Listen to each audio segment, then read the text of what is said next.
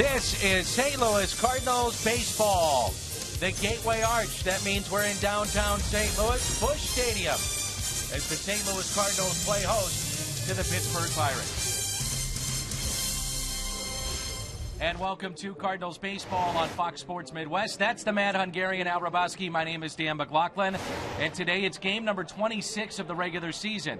You compare 25 games this year to last year, and the Cardinals aren't off that pace by that much, just a game back of last year's record. Yeah, the runs are down a little bit, but the pitching has been very good. The relief much better. We have committed a lot of errors, but it's early. They've been playing in very cold, rainy conditions. We just hope that you have your ace on the mound today, and he has a chance to be the Major's first 5-game winner. Adam Wainwright going for St. Louis. Edinson Volquez, he has a victory against the Cardinals already this year. It's the rubber game. The Pirates and the Cardinals coming up on Fox Sports Midwest this Sunday afternoon.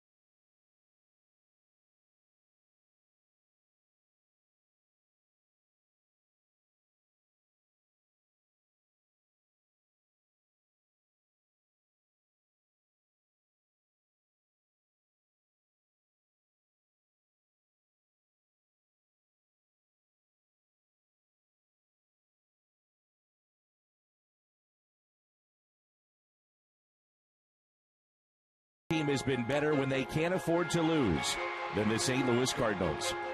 They've played 6 winner-take-all postseason games in the past 3 Octobers and won 5 of them. Last year, the Pirates were baseball's feel-good team.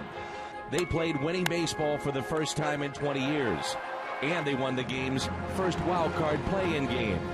But just when they thought they could turn a memorable season into a magical one, Wainwright happened.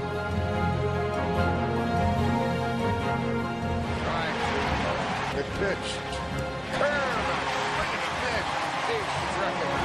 Right down the middle, strike 3 ball. Swing and a nice strike him out. The Cardinals to go to the National League Championship Series. Any team can get on a roll, get lucky and win. But luck runs out. And then it's all about grit and determination. At some point, you make your own luck. Like the Redbirds have for the last 3 magical seasons. Adam Wainwright takes on the Pirates next on Fox Sports Midwest.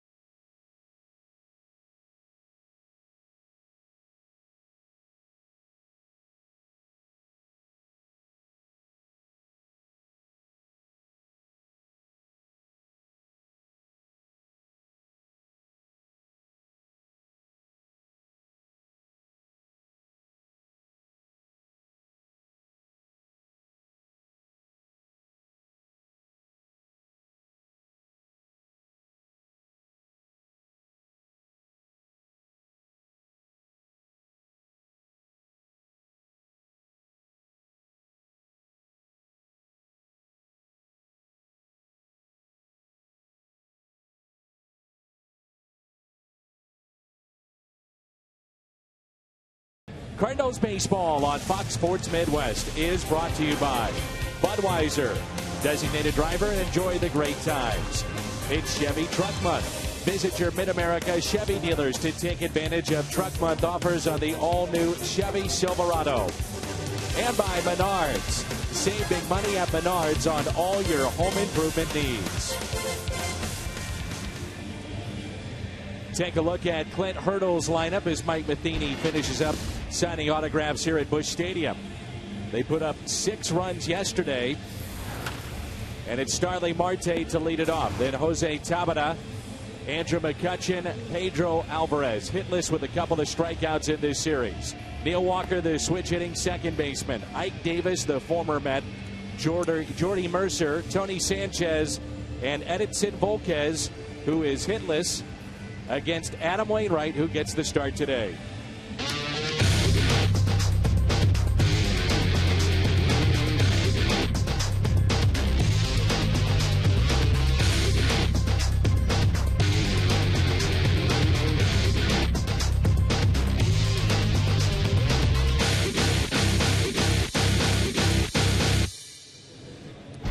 Chance to become a 5-game winner, which would be the first in the big leagues. Our Kia starter is right-hander Adam Wainwright. Al, where would the Cardinals be without their starting pitching so far this year? Well, starting pitching has been second best in the National League.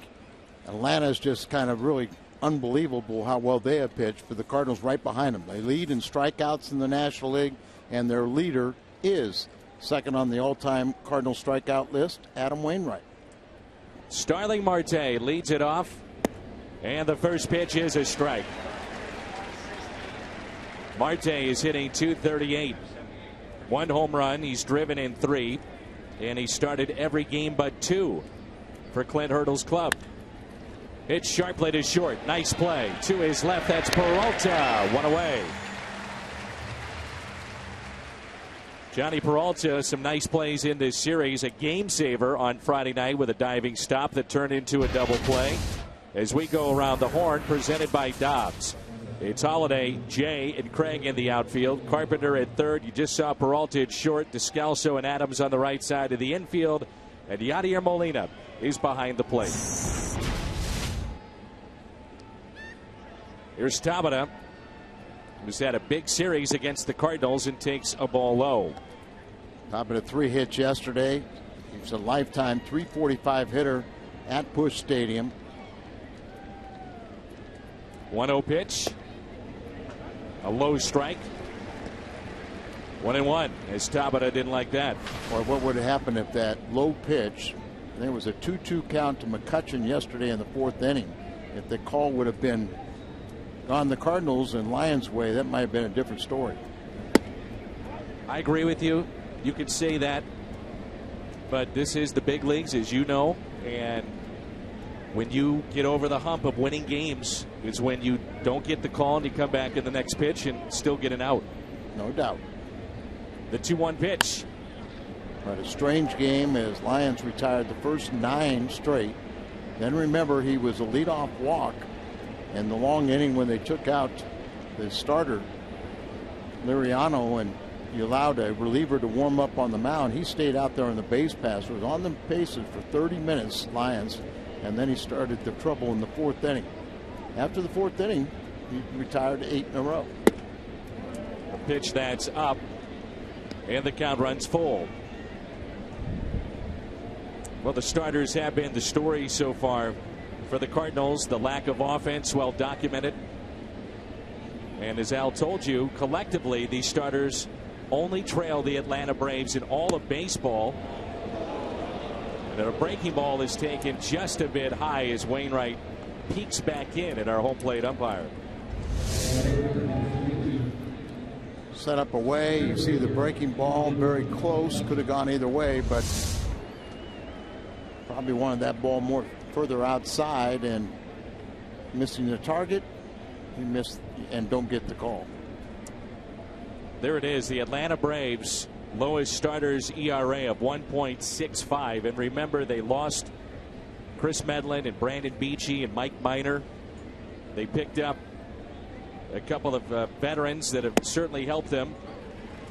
Santana, Aaron Harang has been quite the surprise, but what a story, the Atlanta Braves and their pitching. And here's the reigning MVP, Andrew McCutchen, who's had a couple of hits in this series, but it's been more about his glove. Some of the catches that he's had in the gaps that have saved runs for the Pirates. 0-1 pitch. In the air out to deep left field.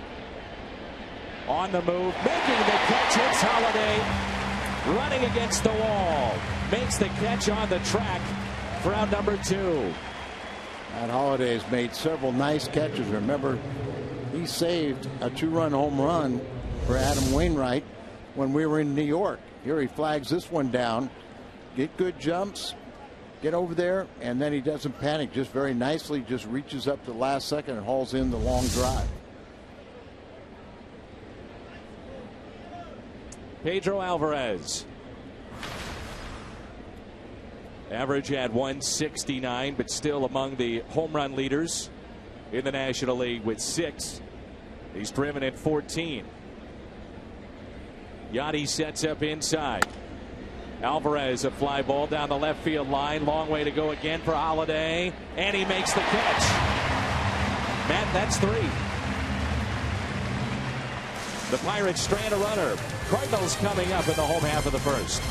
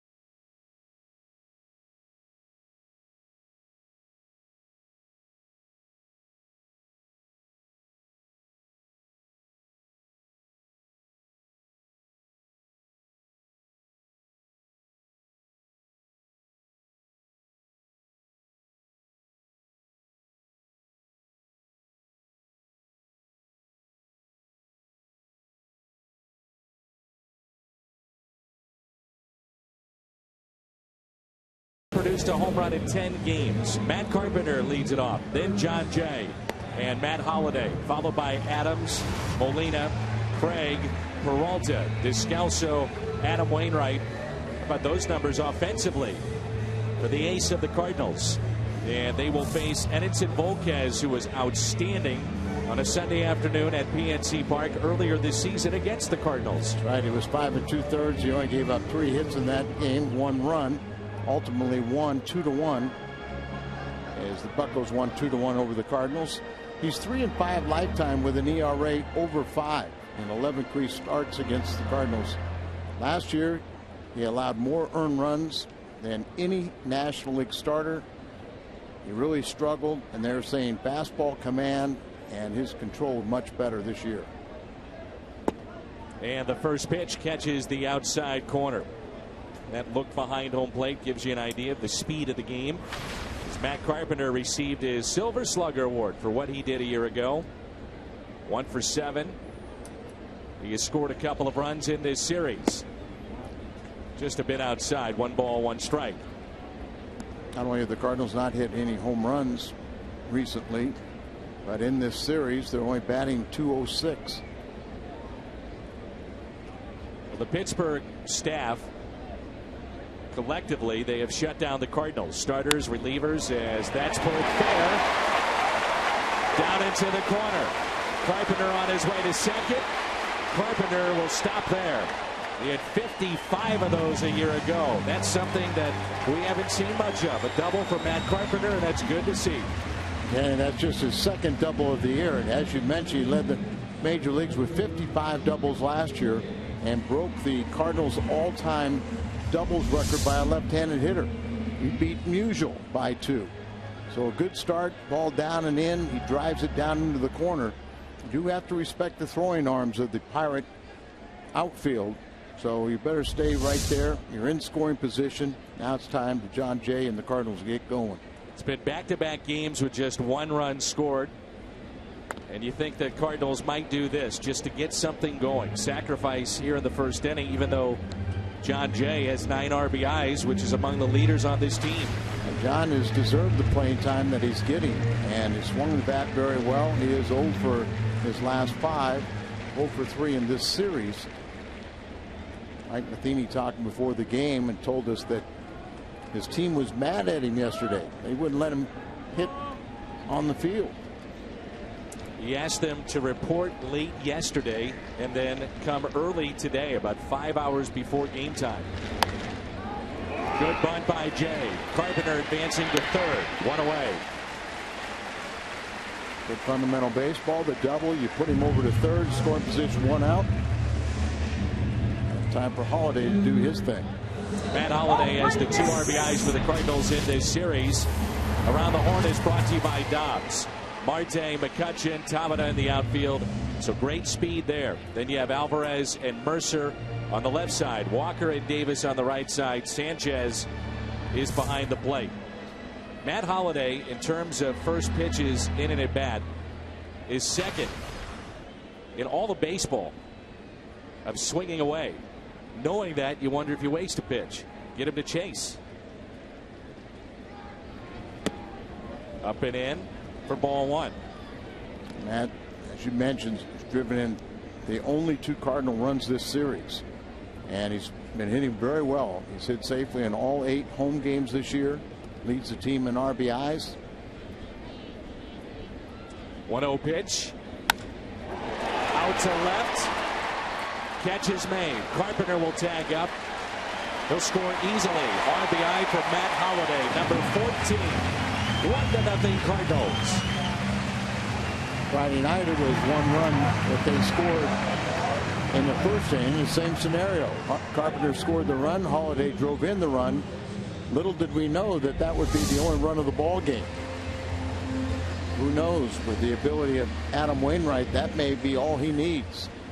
So that is team leading 14th RBI for Holliday.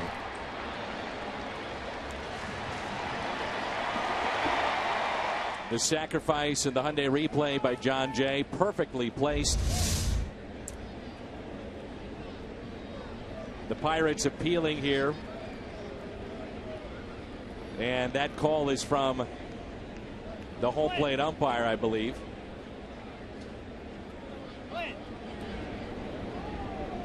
I had it. Yep, that's what he's saying. I had it. So that's Mark Carlson. The third base umpire is Paul Schreiber. He's making sure that that ball is caught. Yes. And then the home plate umpire, with both in his line of vision, is able to make that call. So 1-0 Cardinals. The shift is on here for Matt Adams.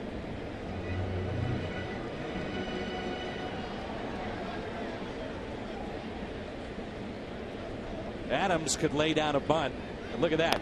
Showing bunt and pushes it foul. This is something that they worked on in spring training. And Mike Matheny was telling me this past week, they have encouraged Adams that if there is a shift like this, it's this pronounced, go ahead and lay down a bunt. And I've asked him also, what are you telling your hitters with these types of shifts? And he said, we basically say, try to block it out, swing away, take the normal at bat. But if they give you this kind of space left side, think about laying down a bunt. Adams out to left field. And with room, it's Marte. RBI for Holliday, number 14, and the Cardinals strike first after an inning of play.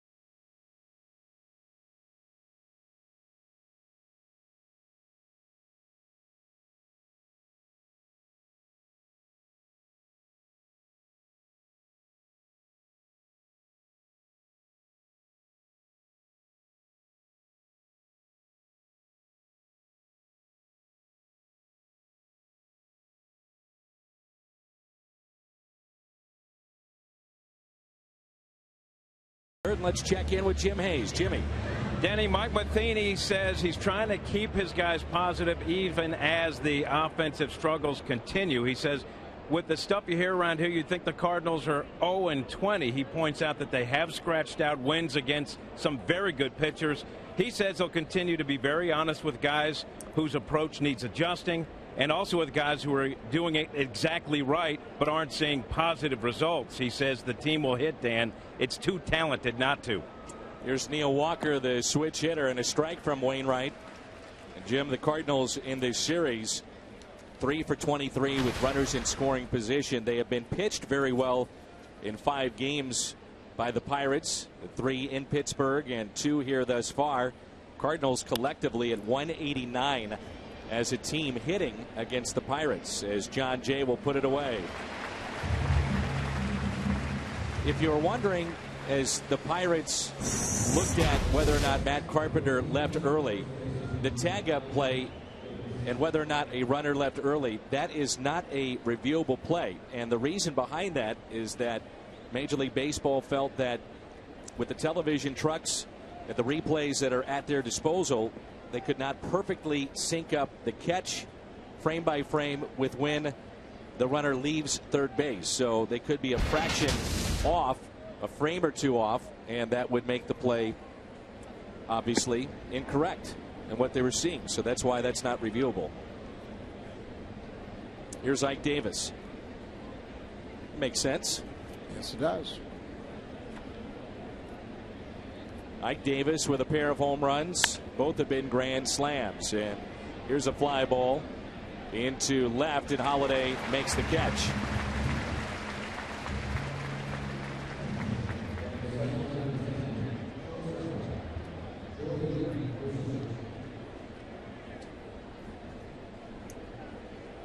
Brings in Jordy Mercer. The shortstop is hitting 175. Get any combination of offense from their 2 shortstops.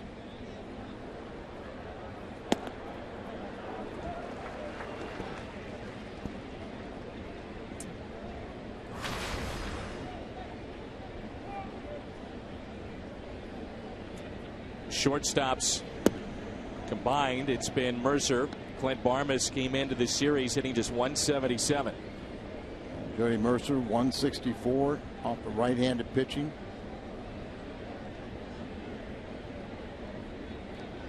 Here's a 1-1. Good cutter.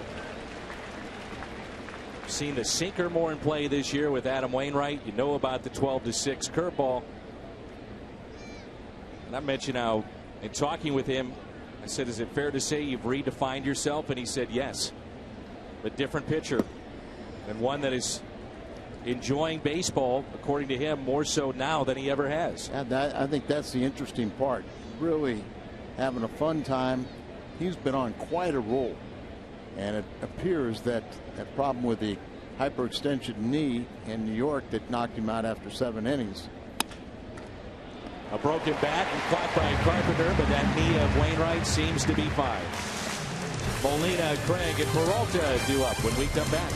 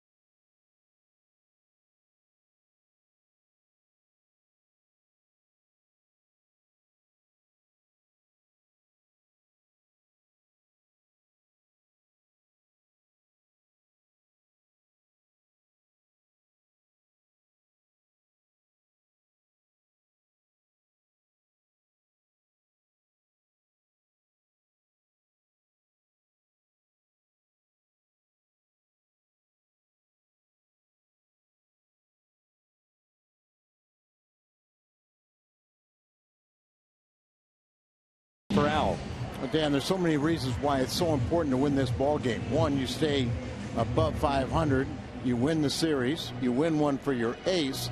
And Volquez, who last year really struggled, documented as the worst pitcher in the National League, this year off to a good start because he has much better command of his fastball. So be ready for the first fastball you see in the zone. Also, he's not flying open anymore, and he's getting good positive results in the early going for the Pirates. Yadier Molina at the plate. Coming off his first ever Silver Slugger, which was given to him prior to the game. 1 ball, 1 strike. It's Molina, Craig, and Peralta in the home half of the second.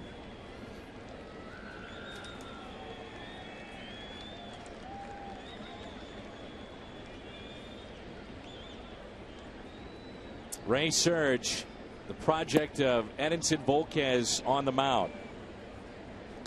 And he and Francisco Liriano are very close. And Liriano reached out to Volquez, said, "Is this a place I need to come to with what they did for you?" And he said, "They're going to take your input, but they've been scouting you, looking hard at you, and they want you. It's a place where you're going to feel wanted." And they have a lot of reclamation projects, not just at the big league level, but also in their minor leagues that they're taking a flyer on. As Molina shoots it into right field. That's a fair ball. He's on his way to second. Tamina comes up firing. It's cut off. It's a double for Yadi. The Cardinals' second double this afternoon. Well, let's hope it just repeated the first inning. But Yadi had his 15-game hitting streak stopped yesterday. He is now 2 for 9 in the series. And when you have one stop, you start a new one. So you always love it to see Yadi get one to right field. And there, that breaking ball hung up for him. See him right there. He makes the decision to go to 2, turns on the afterburners. He comes up with his 7th double. Here's Alan Craig on High Sox Sunday. He's going with that look. Room to the left side of the infield, and that catches our catcher, Tony Sanchez. And they're already missing their number 1, Russell Martin, who was put on the disabled list, dealing with leg issues after the game on Friday night. Now you have Sanchez. Nobody's going to help Tony right now. But, you know, one of those check swings, and you kind of pop up a little bit and flex off of Alan Craig's bat and hits Sanchez. He's speaking in a higher pitch tone right now.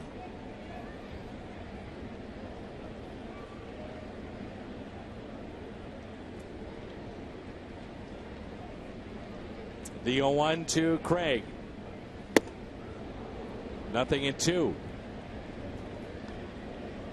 Remember Volquez when he was just a real hotshot prospect in the Texas organization, and we saw him at the big league level at Cincinnati when he was traded for Josh Hamilton, and he was kind of the talk of baseball, and he came into Busch Stadium his first time and just got crushed. So he has a high ERA in this ballpark. Former All-Star with the Cincinnati Reds. Cueto and Volquez were 2 that were going to take that team to the promised land. Nothing in 2 on Craig. Bounces it left side and foul.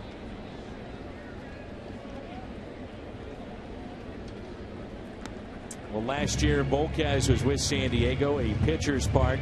Finished up with the Dodgers, and the highest starter ERA last 5 seasons. Some pretty big names on there. Lincecum, who's won the Cy Young a couple of times. Arroyo, Mahalam, and Livan Hernandez back in 09. Lincecum was roughed up yesterday for the Giants. They lead the West by a half game over the Dodgers, and that's blocked by Sanchez. Nice play. Yeah, very nice play with that runner out at second base. And He used his body to keep that ball in front of him.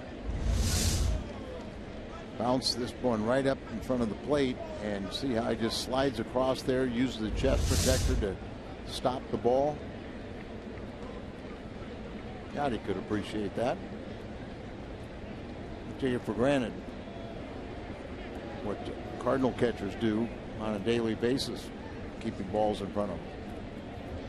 Here's a 1-2 pitch. Driven out to left center field. Catch is made by McCutchen. Yachty will test him. The throw offline. Aggressive play by Molina. We've noticed that Andrew McCutchen plays a very, very deep center field. He's very deep. He won a Gold Glove in 2012. He's already committed 3 errors this year. But Yachty, he immediately went back to second base. He had it in his mind that he was going to test McCutchen. Doesn't have the greatest speed, but he's got good knowledge, and a lot of times he'll pick the right time to advance. Now it's up to Johnny Peralta to drive him in. And the shift is on here for Peralta on the infield. 3 infielders on the left side. Ike Davis, even with the bag, on the right side. You don't see this very often with the shift on, for right-handed batters. Yeah. I had a nice conversation with David Bell, the assistant hitting coach, and today the acting hitting coach with John Mabry absence this weekend. But he was telling me last year he was working for the Cubs, and he had the responsibility of setting the defense and doing this. He said, I was open-minded about it, but he said after doing it last year, he really feels that this is a nuance of the game that is really going to take hits away.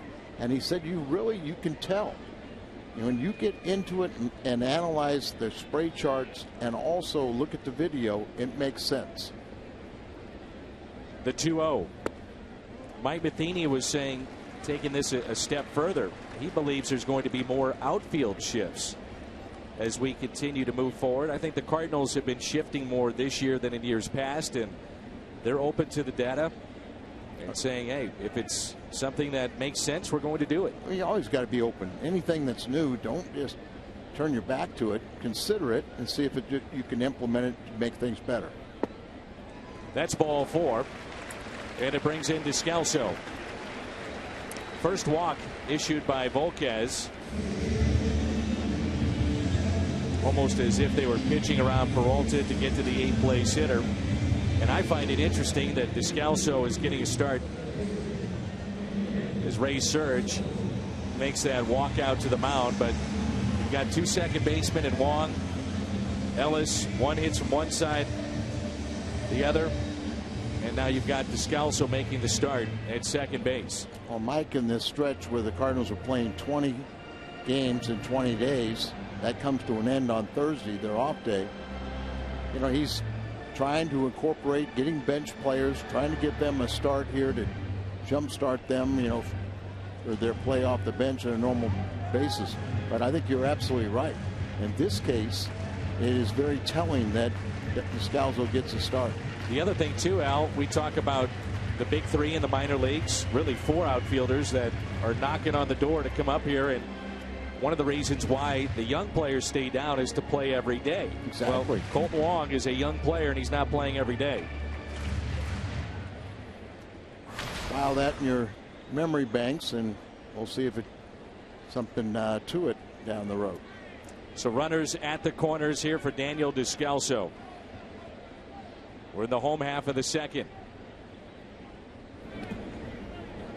Sanchez is getting beat up by Volquez. Worth repeating, 3 for 23 with runners in scoring position this series.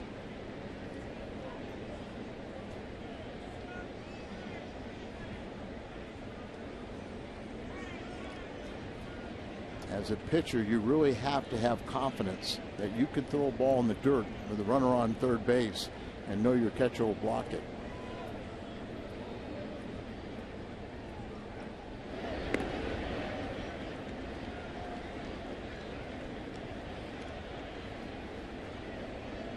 One of the things that the Pirates did with Volquez, they actually had video of him when he was a 16-year-old and lined it up side by side with his video from a year ago.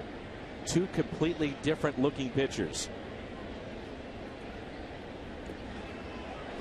The squeeze was on, and Molina was caught between home and third and had to get back as somebody missed a sign. Well, rarely you put it on with a left-handed batter, but you see that Yachty with the ball in the dirt gets away from Sanchez. Yachty's able to scramble back. Didn't look like a full commitment on Yachty's part of coming on home. And you hit it on the head, Al. It's rare do you see it put on with a left-handed batter, because that catcher then could see the hitter giving up and also the runner racing down that third base line. And not only that, because all you have to do is the pitcher stand up, or excuse me, the catcher stand up and kind of go towards the right-handed hitter's box to where left-handed batter can't touch the ball and get an easy out. Here's a 2-0 pitch to DESCALSO on its way. Back to Volquez. Runs at Molina.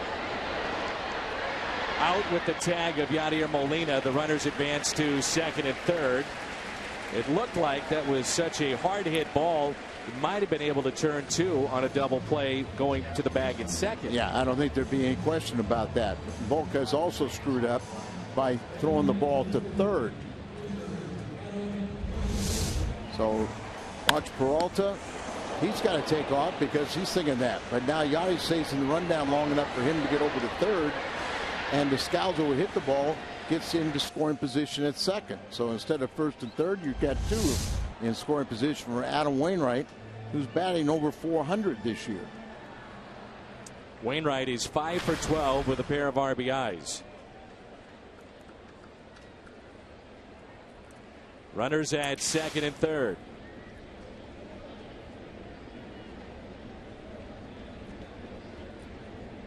Big gap in left center.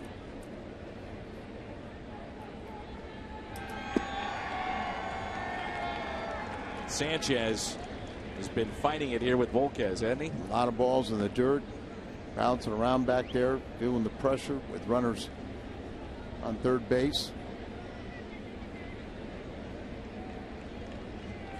Adam Wainwright has done an awful lot of things in this game, and he set one goal, and it's at the plate. He wants to win his first Silver Slugger. 1-0 pitch. Popped up behind home plate and right below us into the seats. Busch Stadium is filled up. Another big crowd. We've had two crowds back to back. Nearly 45,000 both days. Adam Wainwright batting .417 with a double. He's 5 for 12.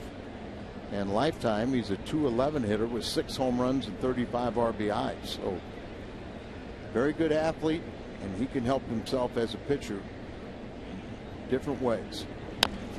Chops it up the third base line. Glove by Alvarez, and he makes the play. The Cardinals strand two.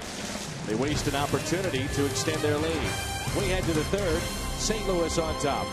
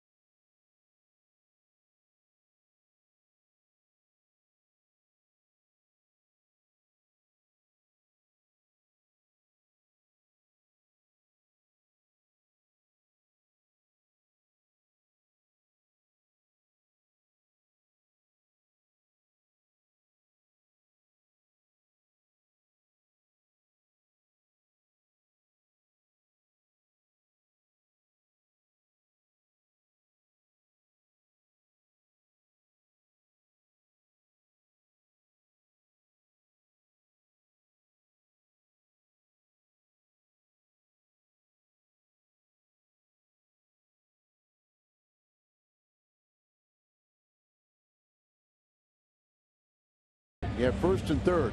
Ball hit back to the pitcher.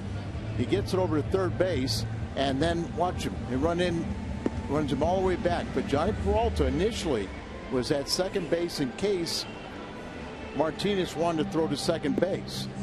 Now this is the one tonight. You see the shortstop goes to second base in case he wants to double play.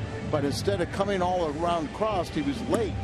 And he wasn't at third base there to help out. And Johnny Peralta was a heads-up play, really did an outstanding job. And Jody Mercer, after that play, was kind of kicking himself because he wasn't ahead of the runner and kind of even put him in a situation to say, don't even try to come over.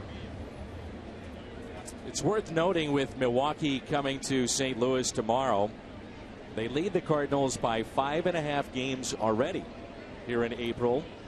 And last year, the most the Cardinals ever trailed inside the division race was 4 games. That was it. So 5.5 already. And Milwaukee dealing with an injury to their shortstop, Gene Segura, as Tony Sanchez looks at strike one. It's 8, 9, and 1 in the order for the Pirates. And it was an odd injury suffered yesterday. Ryan Braun was in the hole, so not on deck, but in the hole. He was standing on the top step of the dugout, started swinging a weighted bat, it looked like. And in doing that, swung back, didn't look, and Segura walked right into it, hit him in the face. And with that, reports this morning is that Segura needs plastic surgery above his eye.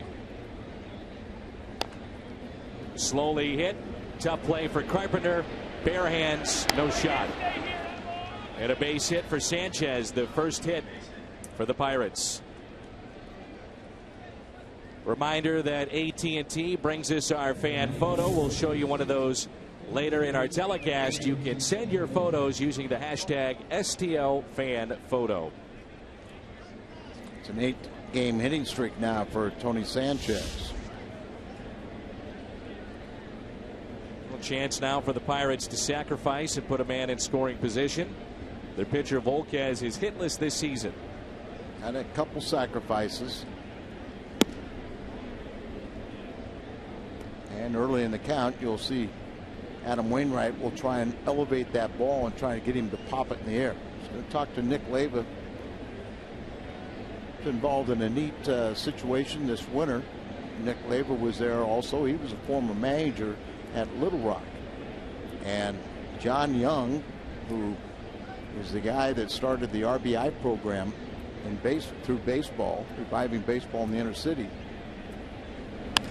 Swinging away, lines it into center. Jay makes the catch. No, it pops out. Force play at second, not in time. Almost comes up with a dazzling catch in center. And Volquez has his first hit of 2014. And John Young had instituted a program where had a reunion of about the last 50, 60 years of players in the Little Rock Travelers. Here's the Volquez. Takes off the bunt, comes in. John Jay had trapped the ball but tried to sell it. And traps it there, but then it pops out of his glove, and that told everybody that he was just acting.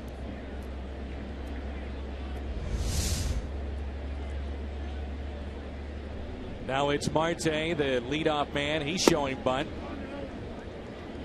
Looks at a ball. If you're wondering, that play would have been reviewable if challenged. The diving attempt by Jay in center. Marte grounded out to short first time up.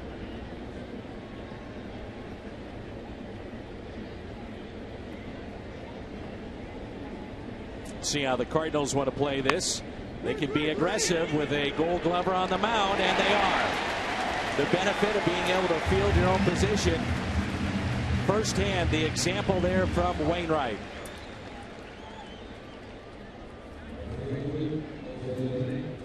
The Gold Glover, Adam Wainwright. You can hear right away Molina directing traffic, screaming 3-3-3. So Wainwright knows to spin and throw. Carpenter at the bag, and they get the lead man. Cardinals have been very good at doing that last several years. Getting that lead man there. Instead of bunting that ball down the third base line hard enough to get by the pitcher and make the third baseman come in, they're bunting it back towards the pitcher. Here's Tabata. Cardinals are so aggressive when you have Molina and especially Wainwright. This combination on those types of plays, they will try to get that lead man more so than a lot of teams throughout the league. Tabata walked first time up. 2 balls and no strikes. This big crowd on a Sunday afternoon. Let's hope the rain stays away. It's coming. Got a window. Just a matter of when. About 4 o'clock.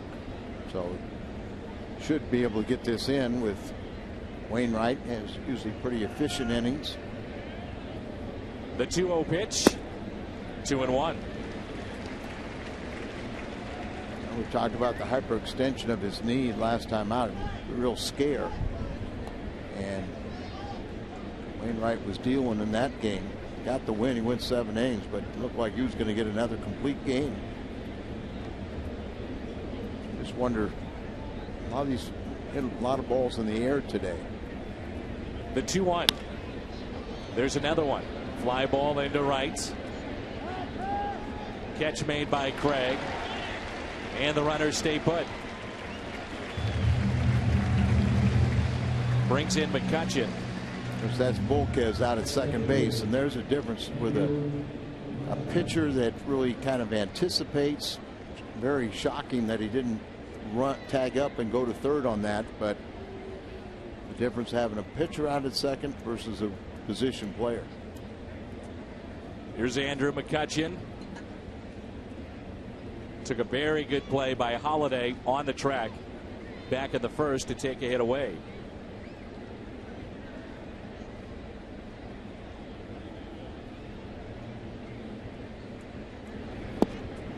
Nasty late break on that curveball for strike 1.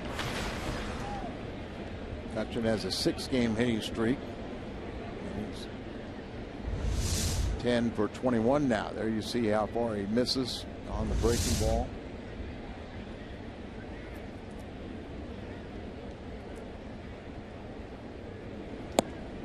That's strike 2.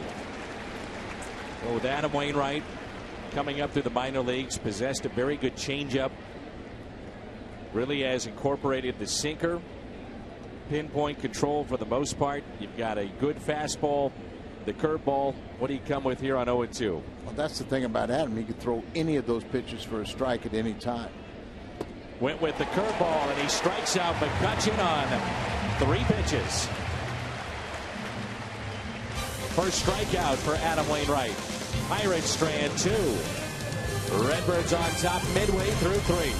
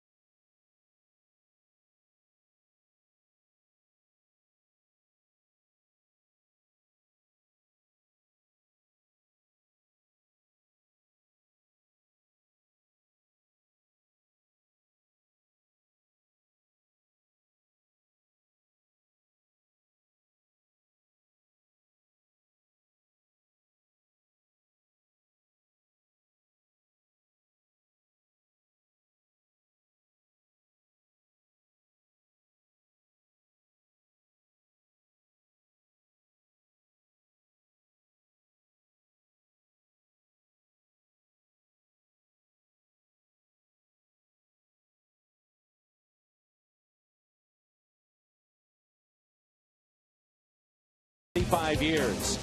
And find a helpful servicing steel dealer near you. Visit steeldealers.com. Clouds overhead, rain is on its way, but we hope to get this game in. Bottom of the third, 2 hits aside, and the Cardinals lead it 1-0. You want to get it in, and you want it to be without any delays. I'll be very curious as Matt Carpenter leads it off.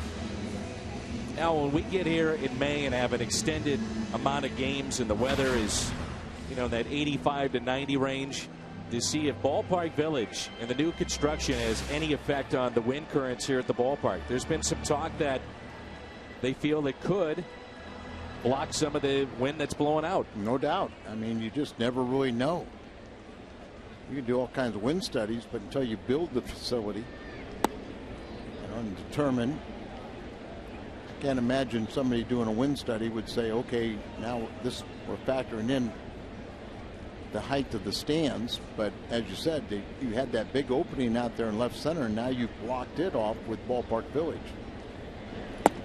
If this has been a very fair ballpark since it opened in 2006. 1 ball, 1 strike on Carpenter. That was by design. Wanted to make sure this one didn't become a joke, become a hitter's park. They also they wanted to have home runs also. If anything, it probably favors the pitchers a little bit more than hitters, but the ball will fly down the lines both ways. Matt Carpenter with a double down the right field line. First time up. Scored after his sacrifice. And then the sac fly by Holliday. Busch Stadium 2, where the original configuration was very much a pitcher's ballpark. One of the toughest ones to hit home runs in. Actually had to move the walls in. Yeah, it's 414 feet to center field. Dead center field. And of course, back then you didn't see middle infielders hit the ball to the opposite field. I mean, I can remember all those years playing there that maybe once or twice you'd see a line drive go straight center field.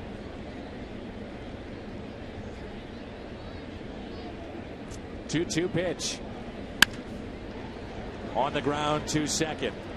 1 away. Also, how about how the crowds have changed here in St. Louis? It's always been known as a great baseball town, but you go back to, say, like the Bob Forge no-hitter. Not many people in the seats that day. Look at video of Bob Gibson. Exactly. And you see all the empty seats. I'm not talking about upstairs either. I'm talking about the lower bowl. And back then, $1.6 million was $1.6 million, $1.8 million was pretty good. Wasn't until Whitey came that consistently went over $2 million and then started going over 3 million fans. And now today, Cardinal fans are recognized as the best in baseball, and this is what visiting players think. Cardinals last year right around 3-4. They could get to 3-6, maybe 3-7 this year. Love that shot. Young fan. He's got his brand new bat. He's with Dad talking a little baseball. 2 balls and 1 strike. I think you're right, though, Al. Whitey ball was so huge back in the 80s, and that was such a hot ticket. Well, you just kind of think about now. Everybody's bemoaning the fact Cardinals haven't hit a home run for a long time. And Whitey didn't have power hitters. Whitey Herzog loves the home run. He loves the home run. But when he had, those teams in the 80s, other than Jack Clark, you didn't have a home run hitter. So, you had to utilize the speed. And they made that such an exciting time because of the way those guys could run. The 2-2 is driven out to center. McCutcheon, plenty of room, makes the catch. Whether you like him, whether you don't, Mark McGwire's impact on this franchise in terms of interest in bringing fans to the ballpark was significant. Look at what Matt Holliday has done with the glove. That was in the first. To Rob Tabata. Catch there by Holliday to end the first, and then his RBI, third in this series. Those two catches were like back-to-back, too. And a strike to Holliday. The Cardinals got McGuire. Stretch run of 97. Went on a tear. 98 was the summer of 70. 99 he had 65. Not that the novelty had worn out, but in 2000 the Cardinals reinvested. That's off the glove of Alvarez, into the glove of Mercer, into the glove of Ike Davis. My goodness. So that goes 5-6-3. Pedro Alvarez, Jordy Mercer, Ike Davis, and it sends us to the fourth. 1-0 Cardinals.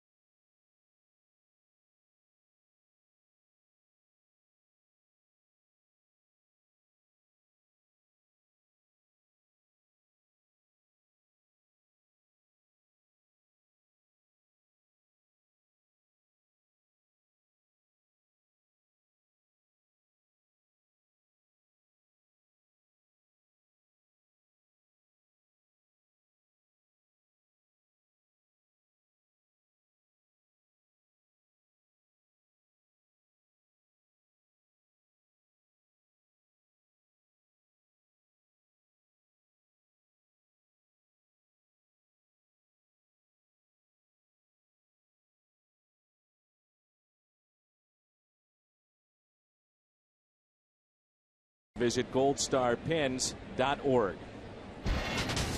We thank all that are in the military protecting our freedoms. And wherever you may be, we hope you're enjoying Cardinals baseball here this afternoon on Fox Sports Midwest as Pedro Alvarez leads it off here in the fourth. And we're given orders in the break that we need to say hello to a big Cardinal fan, Walter Wagner.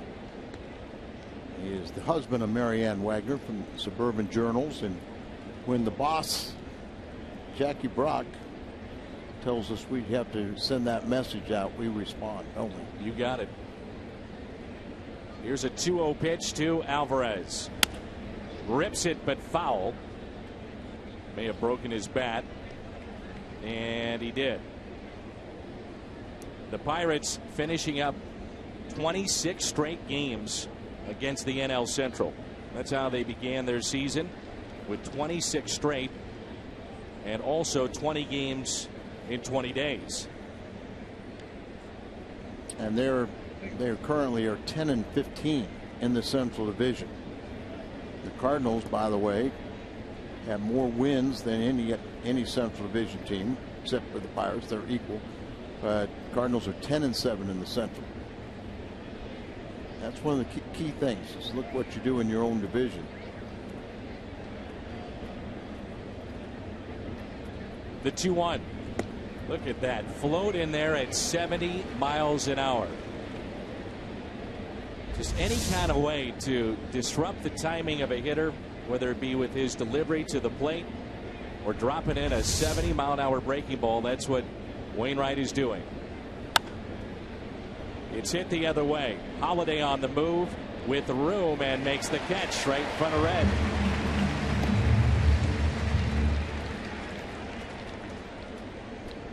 Twice that Alvarez is flied out to left field.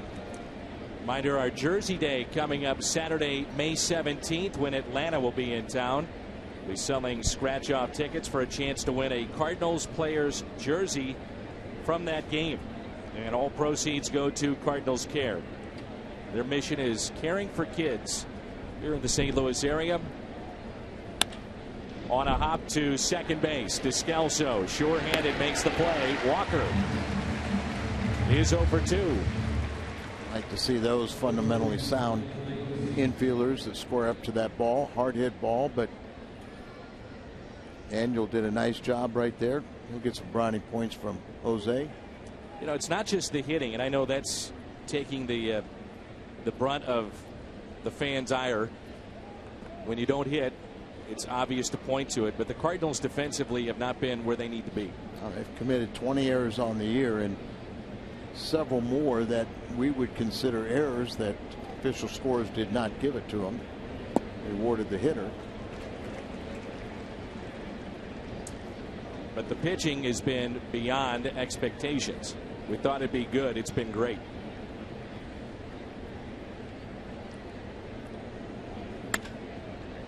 In the air, out to center. Jay backing up and makes the catch. Ball took off on him just a bit. In a 1-2-3 inning for Adam Wainwright. We're midway through 4 here at Busch.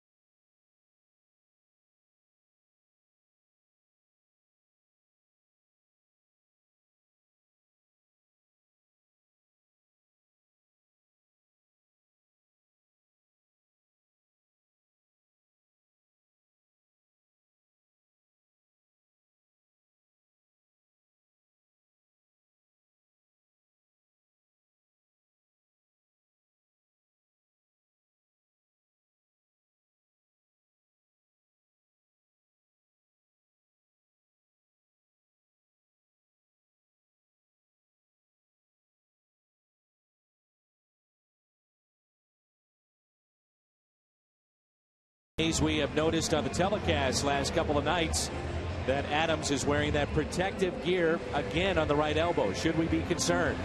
Yeah, he had ditched that brace on the right elbow early in spring training. Said the elbow issues that plagued him the year before were behind him, but as you pointed out, he started wearing it again. I asked Matt about it today. He said there's no pain, there's no flare-ups, just after a particularly rough day at the plate, he wanted to go back to it and try it again just to sort of mix it up, Dan, but no flare-ups with the elbow, according to Matt Adams. Curious, Jim, as Adams flied out to deep left, and he hits this one out to right. When you talk to the players, how concerned are they not only about the averages, but the lack of power with this team? They are concerned, Dan, concerned, but as Alan Craig pointed out after yesterday's game, they have been through offensive stretches like this before, and they found their way out of them. They believe they have too much talent. They believe in the guys on the team, and they think once they catch fire, there's no looking back. So they're concerned, but nobody's tight. They're actually pretty loose about it, but they're eager to break out of it. Here's Yadier Molina. Thank you, Jim. And he doubled to right first time up. I think Mike Matheny's tired of answering that question. And home runs get your attention, but it's really about runs scored. He may be tired of answering it. You can change it. Yeah, just start hitting something. Start hitting. I think he wishes, but he said it he's not swinging the bat. The 0-2. So from that perspective, as a manager, and you've seen it, Al, from your playing days or being around teams, what can you do to try to change things up with guys that have had a track record of hitting in the league but get off to slow starts, as we see this 1-2 pitch from Volquez to Yanni, and a ground ball that's hit to short. This will be out number 2. What can Mike Matheny do? Well, I totally agree with Mike Matheny that if the hitters start changing their approach and start swinging for the fences, they're going to pop up, you know, pop up. They aren't going to hit home runs. If you try and just have the same approach and you want to hit the ball hard, home runs will come. Home runs usually come off mistake pitches, and the ball club they are doing numerous things, trying to change things. Yesterday, Mike wouldn't let them hit. They were mad about that. You know, you mentioned came in late. Continue to talk about it when we come back as Craig grounds out to Ike Davis. He's hitless today, 0-2, and we head to the 5th.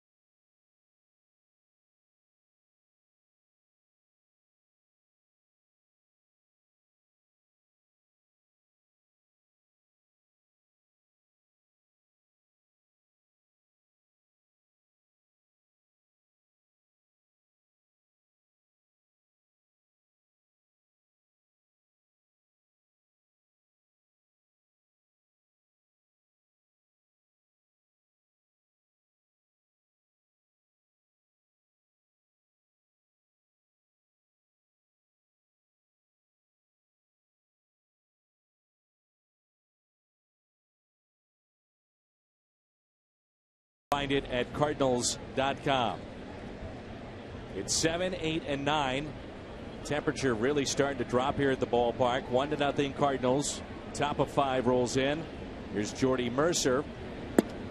There it is, 72 miles an hour. But going back to the offense for a moment for Mike Matheny, also can change up lineups and combinations. He's done that too. Yeah, he's done everything he can, and you know, I like the idea of telling him not to hit. When you look at today's ball player, and the Cardinals in particular, they all, in my mind, hit way too much. That they're so conscientious. They want to get out of this funk. They want to do this, they do that. And the only thing they know is just to work hard. But sometimes it's just to back off. Here's the 0-2. A lot of guys, when they're swinging the bat real well, they won't take more than 2 or 3 cuts in batting practice because they feel like they're locked in. They want to stay there. Sometimes you can work so hard that all you're doing is picking up bad habits and reinforcing those. 1-2 is a jam shot to short. Peralta charging, and he makes the play. You can download the new McD app for great deals sent directly to your smartphone right now. Get a free large sandwich with any purchase just for downloading from McDonald's. And I know you've talked to Red Shaney's. Oh yeah. Talking about how he and Red would or he and Stan would 5:30. 5:30 they would leave their homes at 5:30, get out to batting practice. They don't have 8 balls. You know, they just took a couple swings and strap them on and go play. What a treasure number 2 is. That's hit out of play by Tony Sanchez. Read the great player at second base, but outstanding coach and manager as well. And you'll see him in uniform still to this day. Get to the ballpark early enough. Still sharpest attack, and a real treasure for all of us to talk to. And I played for Red. His story of how he got into pro ball, which dates back to Branch Rickey, but sleeping outside Union Station with no money in his pocket for a tryout. And what happened was, he came over, he had just enough money. He and his buddy Joe Linneman, they had just enough money to come over to St. Louis and get back home. When he went to the tryout, and they told him, come on back, we want to see you tomorrow. So they slept on a park bench because they didn't have the money to come back the next day. So, and then he signed, Red and Joe Linneman both signed, and Red's first salary was the ungodly amount of $25 a month.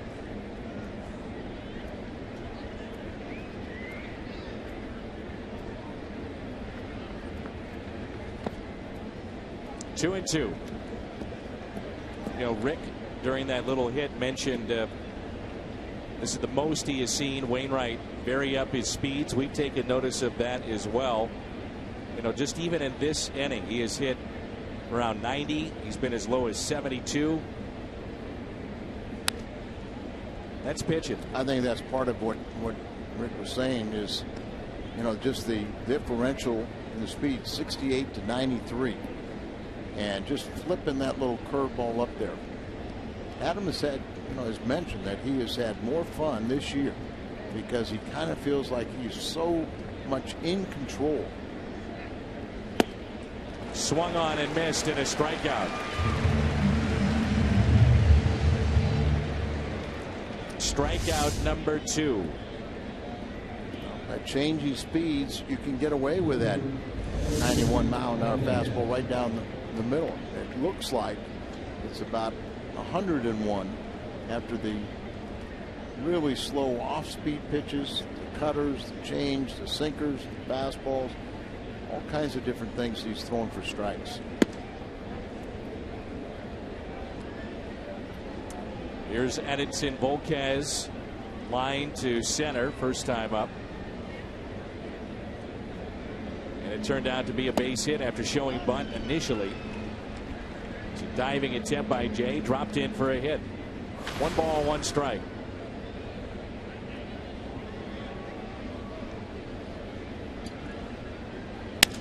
A broken bat up the middle. Peralta to his left, and he makes the play. The Ford Plaza just beyond the center field wall here at Busch Stadium. A live look on this Sunday afternoon. Birds on top.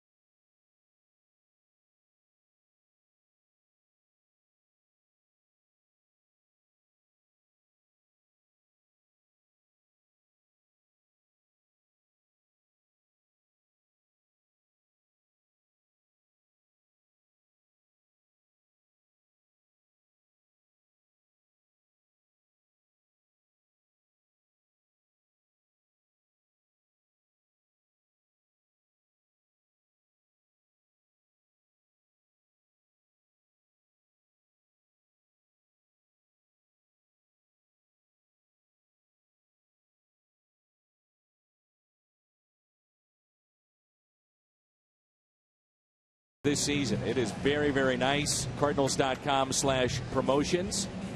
6.5-inch tall replica of the 2013 National League Championship trophy, courtesy of Ameren, Missouri.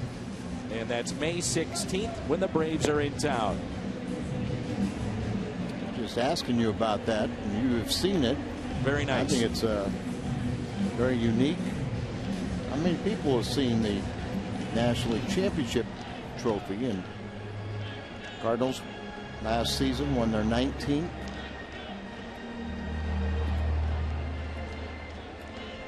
Seven, 8, and 9 for St. Louis. It's Johnny Peralta to lead things off. He walked his first time up.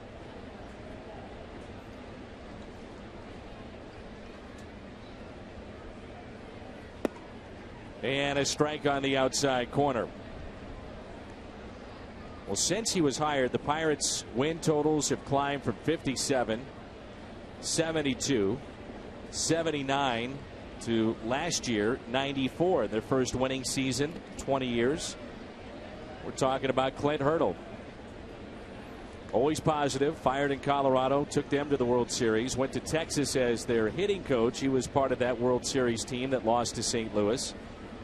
And the Pirates last year guided them to the playoffs. And Peralta hits it down the left field line. Will it stay fair? That ball is gone.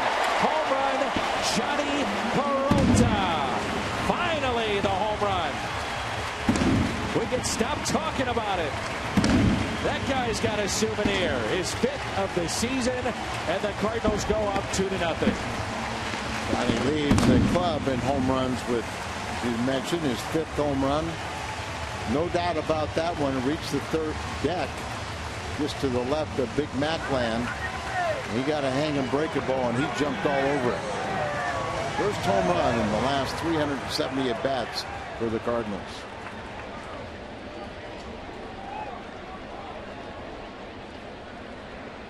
Not many singles for Johnny Peralta, but plenty of extra base hits as DESCALSO grounds out to second. One away. So 5 home runs for the Cardinals shortstop. And that is either matched or set the all-time shortstop record for Cardinals shortstops in the month of April. I believe Renteria may have had a month of 5. Oh, that one right there, just the hanging breaking ball, stayed on the inner part of the plate. He just jumped all over it. And Peralta also surpassed the home run total of a year ago by Cardinal shortstops. Here's Wainwright. Adam really embodies the idea of what has been preached from John Mabry, Mike Matheny, David Bell, to shorten up the swing of the pitchers. And he has done that with a new stance and a new look. Looks a little awkward when he's standing there initially before the pitch is being made. He's got the hands touching the chest, the bat straight up and down, and then he'll come to a set position. But like you say, it's much shorter to the approach to the ball. So there he's awkward looking, reaches back and pulls the trigger.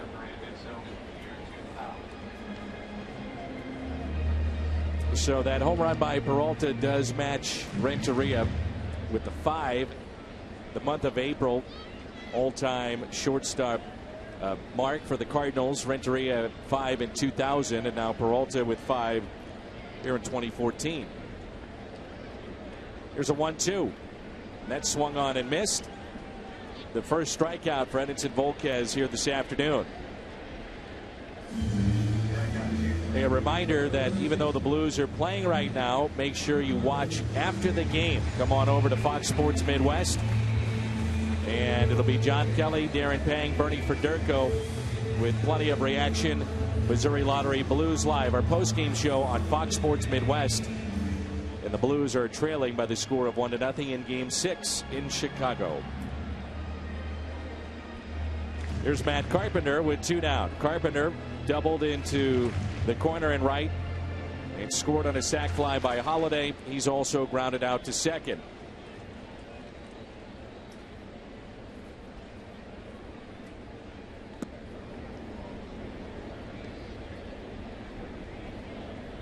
mentioned this the other night. When the Cardinals' big guns like Craig and Peralta aren't hitting for average, went 10 games without a home run. You know, you miss a guy like Beltran. You think about that. In years past, you've had, after the loss of Pujols, a Beltran, even a Lance Berkman, their impact with this club as Carpenter grounds out to first.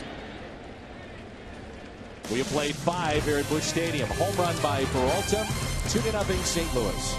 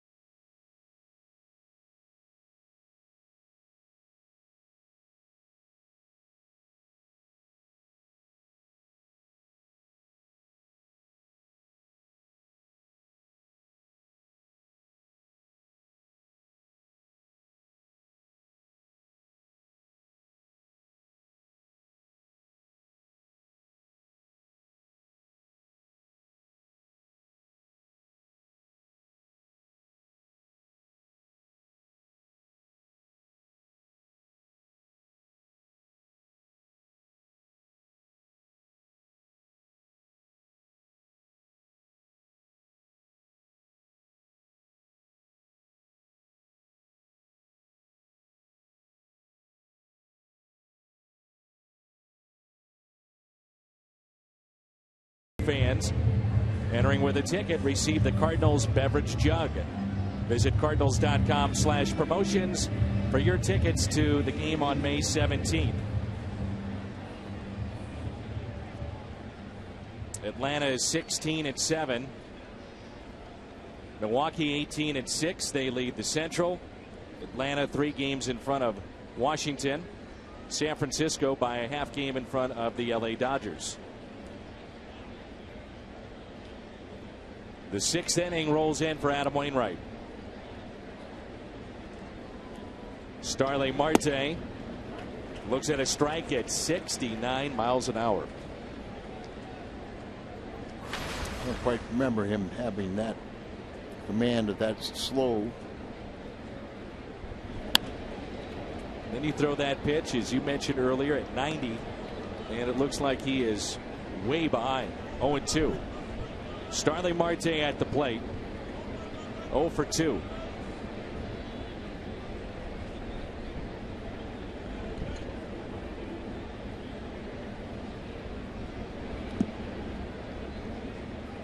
Our friend on the radio side works at KMOX and also on the Cardinals radio network, is a producer behind the scenes and one of the best. His name is Ben Boyd. He's got a bachelor party going on here at the ballpark, so he took the day off, and he's got all kinds of buddies in town and getting married soon. So have fun, Ben, and congratulations. One of the real good guys, Ben Boyd.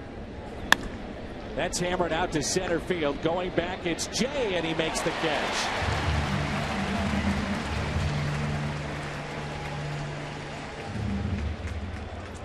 Brewers are in town tomorrow. We'll come your way at 6:30. Budweiser, what's on tap? Gallardo against Michael Wacha. Hard to believe it'll only be the 21st career Major League appearance for Michael Wacha tomorrow. That's it. Come to expect an awful lot from Michael Wacha, and you see Gallardo off to a good start. 2-0, ERA under 2, but for whatever reason, he just cannot beat the Cardinals. He's something like 1-11. Been in that neighborhood against Cardinal pitching. Here's Jose Tabata showing bunt and leans into a breaking ball. So he's hit by the pitch, and Wainwright wants to talk about it. Yeah, I mean, he's leaning into a breaking ball. There, then see what that sign is from Ted. There at the first base umpire's crew chief, and he put his safe sign out. But he said it looked like he just laid almost across the plate. It was a real slow breaking ball. He picks it. He was still in the batter's box, but kind of a funny ducking out of the way, and then just lets it hit him in the back.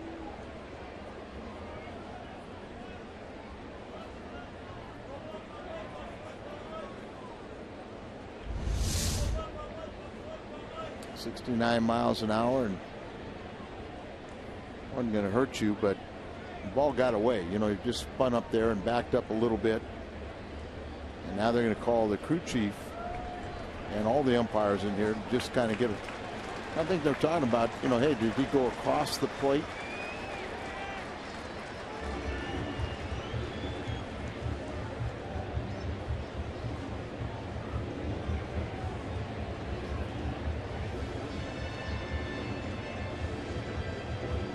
I think the point, though, that you made, Al, is that he's still in the batter's box, and I wouldn't be surprised if this holds. I think that's the overriding factor. Balls and strikes are not reviewable, are they? No. Yeah, so I mean, hit bats would, I think, is. It's whether or not you're hit by the ball, but not necessarily in this type of situation.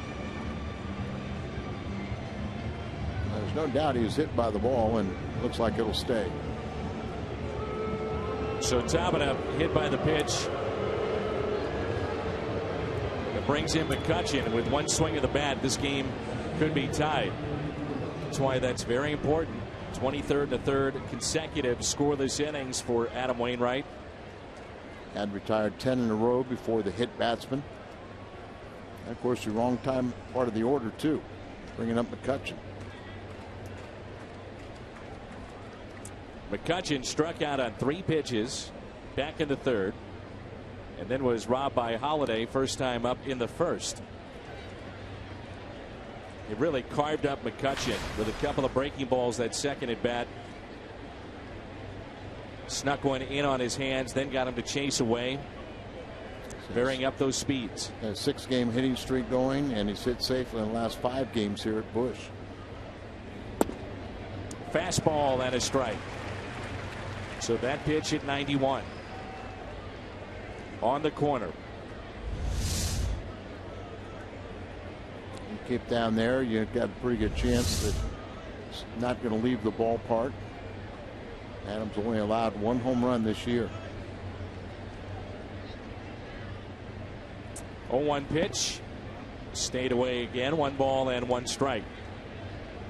It's always interesting when you go inside the plate appearance and how it changes from at bat to at bat, especially with a guy as talented as McCutchen. 3rd time through, trying to change the look.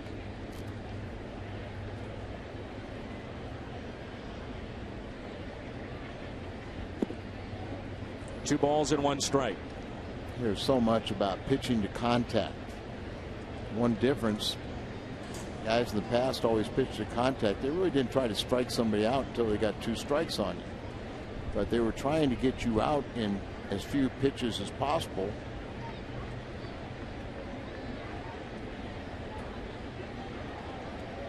And many times, you know, you never saw a pitcher's out pitch until he was in a little bit of a jam and then had to pull out that pitch. But he had saved it for that special moment.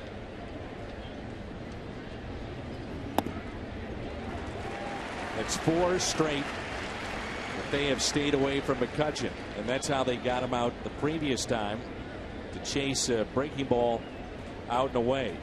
The game within the game. Pretty much hard stuff away. Did throw 1 curveball, 3rd pitch of the sequence.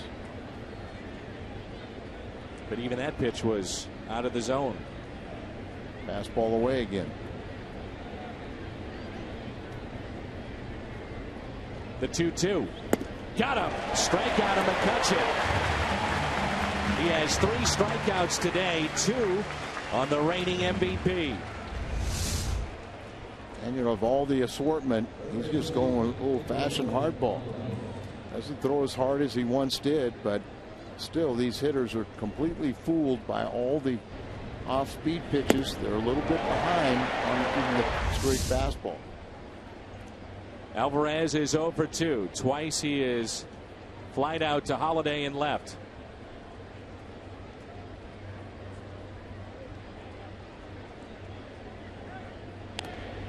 And a check on top of him. Cardinals will have Jay, Holliday, and Adams coming up in the home half of the 6th. They lead it 2-0. RBIs by Holliday and Peralta. Peralta solo home run. Wainwright is only at 68 pitches. It takes guts to float that in there with a guy that could put it on the street. Well, the thing is, Adams got that really good 12-6. But he's just flipping that one up there to get ahead in the count. And guys can't react to it. And then in the back of their mind, they know he's got 4 more pitches that he can throw for strikes. And they start guessing. Little floater out to shallow right. Drops in for a hit. Tabata on his way to third. And runners at the corners for Neil Walker. So base hit, the first for the Pirates since back in the 3rd.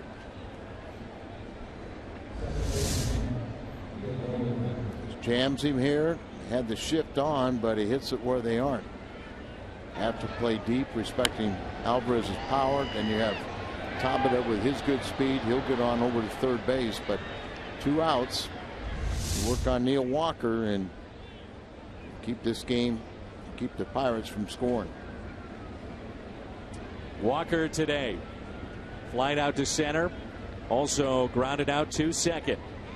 2 outs, 2 on. A 2-0 lead for the Cardinals. That's pulled foul. Walker, a switch hitter. Pirates had talked about him giving up one side of the plate, becoming just a right-handed hitter. And he has refused to do that. Does not want to do that. He's sitting 217 with runners in scoring position. They play him straight up.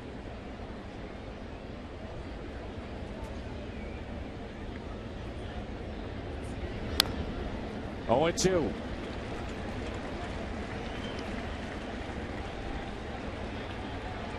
All right, you've shown him a breaking ball. You've got the fastball, the sinker, the changeup. What do you come with here? He's worked a couple cutters in on him. See if they don't maybe spot the fastball away out of the strike zone. Try to get him to chase it. Backdoor the curveball. Didn't want the curveball. Didn't want the fastball in. And he just wants the cutter. Didn't want the fastball away either. Cutter. Got him. 4 strikeouts to the lead for Wainwright.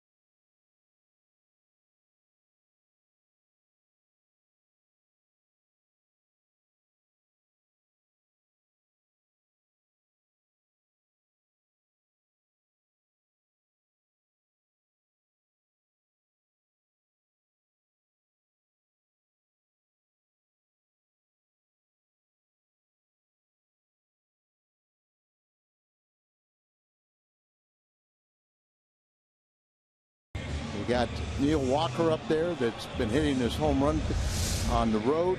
So there you see the strikeout pitch. The backdoor, they cut her there. But what really was the BJC difference maker was that slow curveball, 74 miles an hour. He got ahead with the cutter in on the hands and the 74-mile-an-hour curveball, and then he put him away with a backdoor cutter. That's pitching. Here's John Jay. Looks at his strike. Jay sacrificed back in the first after a leadoff double from Carpenter. Eventually, Carpenter scored on the sac fly by Holliday. Jay is also flied out to center. 2, 3, and 4 in the lineup for St. Louis. Pedro Alvarez playing in down at third, and a breaking ball catches the outside corner to make it 0-2. Bright sunshine right now, and looks like the Cardinals getting their third look at Volquez. See if they can't figure something out now. And that swung on and missed. A strikeout of John Jay. That's number 2 for Volquez. In steps Holliday, who's had RBIs in all 3 games of this series against Pittsburgh. Friday night it was his 5th game-winning RBI of this season.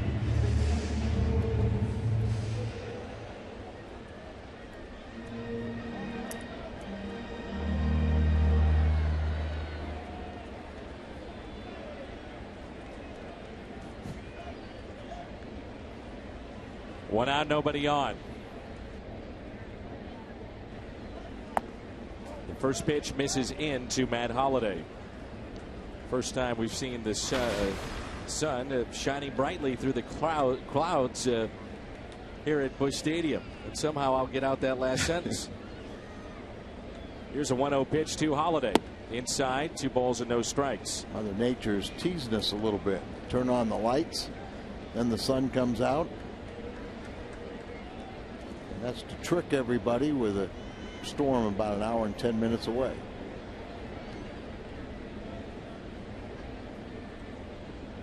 The 2-0. Chopped foul. Cardinals with their first home run in 366 at bats. And a sac fly by Holliday in the first inning. They lead it by the score of 2-0. 3 hits aside. And again, not much offense, but the pitching of Wainwright has been sensational. Ripped out to left and a base hit for Matt Holliday.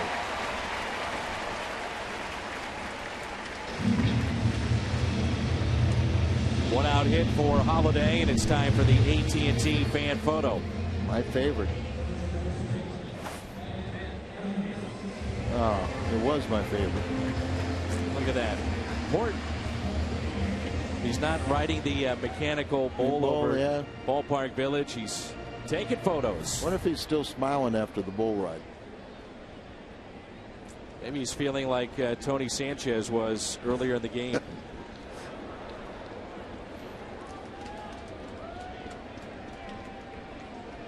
Adams was showing bunt earlier with a runner on.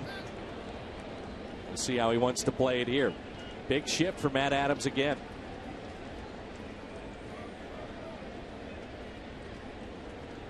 How about that? The hit speed nearly 100 miles an hour.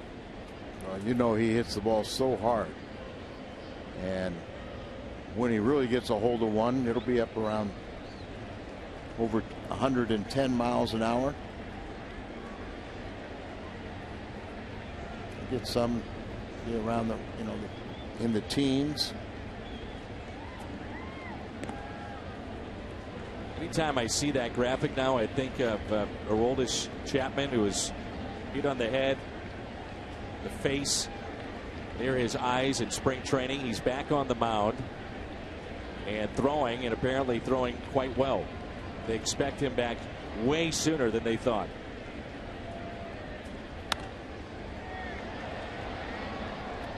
One ball, one strike on Adams with a runner at first and a 2-run St. Louis lead. Really, in a day game, you don't see a lot of catchers find it necessary to put fingernail polish so a pitcher can see the signs, but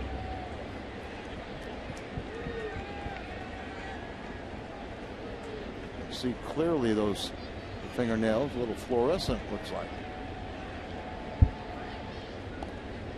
Boy, if you're Adams, how are you not tempted at least to think about dropping down a bunt against this type of shift?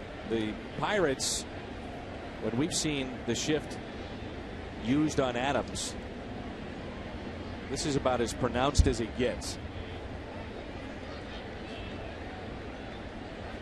Another check on Holliday. And they did look one time about dropping it down, and this is the kind of shift I'm a little surprised that more teams wouldn't use their shortstop where Alvarez is playing here.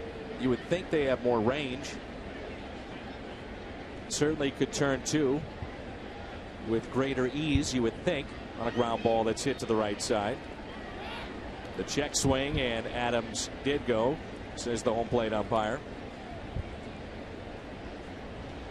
But in this case, they move Alvarez near that shortstop position.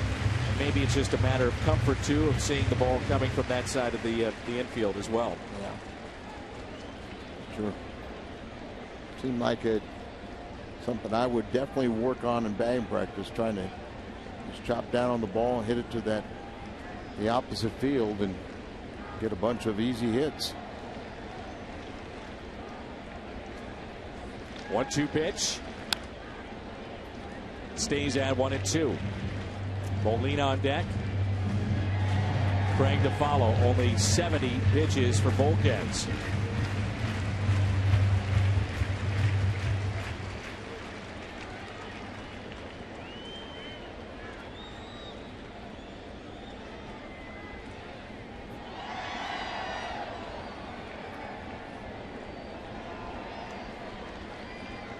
Here's a 1-2. Adams, little flare, shallow left, drops it for a hit. So a base hit to left field off the bat of Adams. Back-to-back singles, and a good opportunity here for Yadier Molina. Trying to elevate this ball, and he gets that little inside-out stroke, just points it into left field. Now they had the outfielders straight up, so they were anticipating playing that, but they have played deep for him, and he just fights that one off over the infield in an easy hit. Molina 1 for 2. Again, the Silver Sluggers from a year ago. Molina, career high 319. Carpenter led the league in hits and doubles, runs scored. Tremendous season, one of the greatest ever statistically for a Cardinal second baseman. Ever. And weren't they 3-4 in the MVP tality? 3 for Yachty. He not only picked up the Silver Slugger, but his 6th consecutive Gold Glove. Molina with a double to right, also grounded out to short.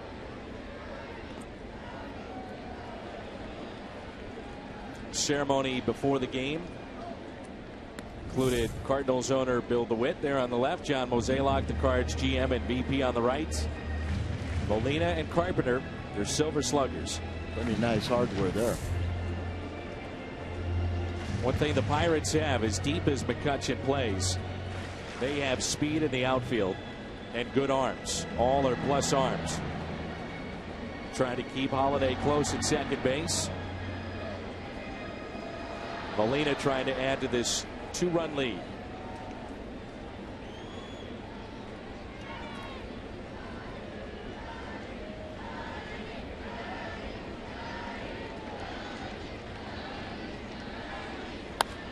Ground ball hit to third, could be 2. Alvarez to second. Walker turns it, the wide throw. Molina is safe. And Ike Davis is saying, come on out, argue this, and let's get it reviewed. He says he was on the bag. And he's been pretty emphatic about having Clint Hurdle come right out. So this will be reviewed. It is potentially the third out of an inning. And baseball has instructed teams that if it is the third out, you still stay out there until it's been finally signaled for an out. Hard to tell right there. He starts to stretch. Looks like he pulls off of it. And initially, Ted Barrett was off the bag, couldn't really see, so he tried to sneak in there.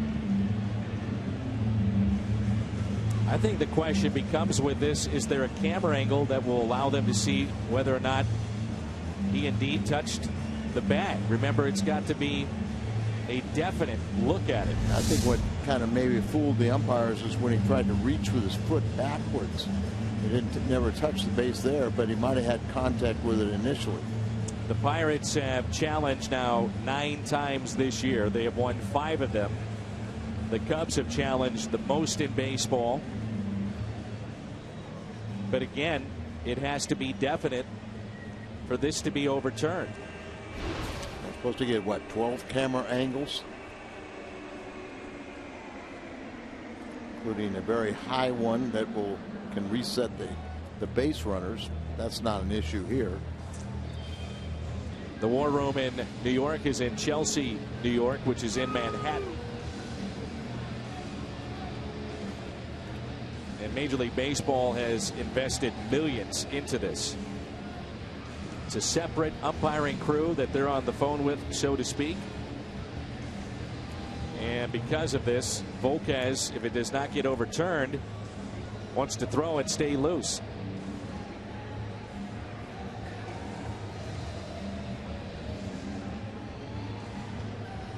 And one of the things about replay that I dislike is I miss the arguments with the umpires and managers. Even players.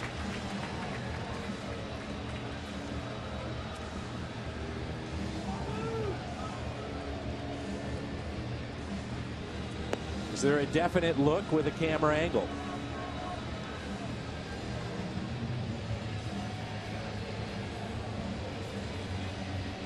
Based on what we saw, I'd have to say that was inconclusive. What's interesting too, these types of plays, there are certain managers in the game that have instructed their first baseman to throw home just in case, right, because you've got Holliday who's standing at third right now. What if the play would have continued? You'd have a play at the plate, and Holliday conceivably could have scored. Yeah, because I mean, a lot of times they might have just thought it was the third out and he's just trotting on home, and then you get that call. Or you say they did call him out, so even for base runners, it's smart to go ahead and just run as fast as you can home and touch on it, so you could be safe. Joe Maddon of Tampa Bay has done that, instructed his first baseman to throw home. We had a play on Friday that was reviewed that went against St. Louis. This one goes the St. Louis way. You know, Ike Davis very well could have had his foot on the bag. And who knows, probably did. But the bottom line is, if there's not a camera angle that shows it to be absolutely the right call to overturn it, they can't do that. Exactly. You know, when you look at this and you see that left foot off the bag, see why he kind of tried to reach back and touch it? He never did, and I think that kind of told the umpire that he did not touch it. He very well could have with the heel. Yeah. But unless that camera is over the bag, which it's not, can't overturn it. So the Cardinals really do catch a break. Holliday is standing at third. Let's put it this way. It should have been a double play to end the inning. No doubt. Yachty running. Neil Walker had a lot more time. Did have a runner coming down on top of him, but 2 outs, 2 on. And Craig takes a pitch up and in. Alan Craig lined out to center field, also grounded out to first, and he is 0 for 2. Let's get Alan Craig started in the right direction. Driving in runs with runners in scoring position. This would be a good at bat to start. Here's a 1-0 pitch. 1 ball and 1 strike. We're going to see if we can find where Holliday was with that double play. And again, there is a high home camera at every ballpark that overlooks the entire field. So in that particular situation with Ike Davis on his back, if Holliday, let's say, is a third of the way down the third base line, conceivably could have scored. Here's a 1-1. Craig, little floater into right. Walker can't come up with it. Base hit. Holliday scores. And it's 3-0 Cardinals. Is this offense something or what?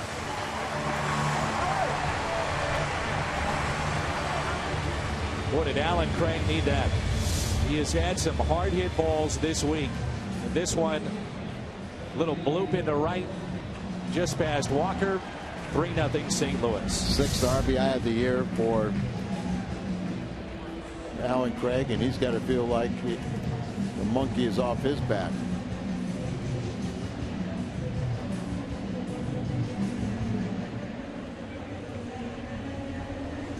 Ray Surge out to visit pitching coach.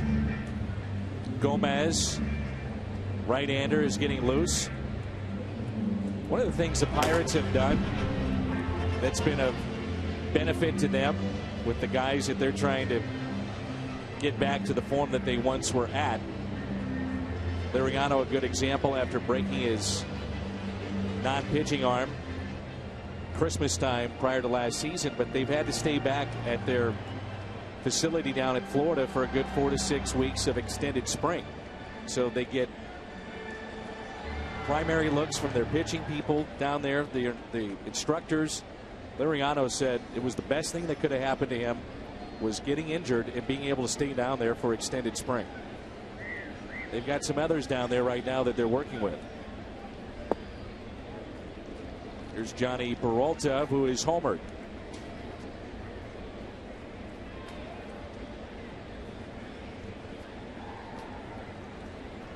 It's 366 ABs between home runs for St. Louis. And time is called. Hey, you look at Volquez, Al, he still has good tools. I mean, he's throwing hard. Velocity has been there. 1-0 pitch. I think it was good that Ray Surge went out there and kind of consoled his young pitcher. But this is the home run. Hanging breaking ball, leaves it on the inner half. And Johnny Peralta did the rest.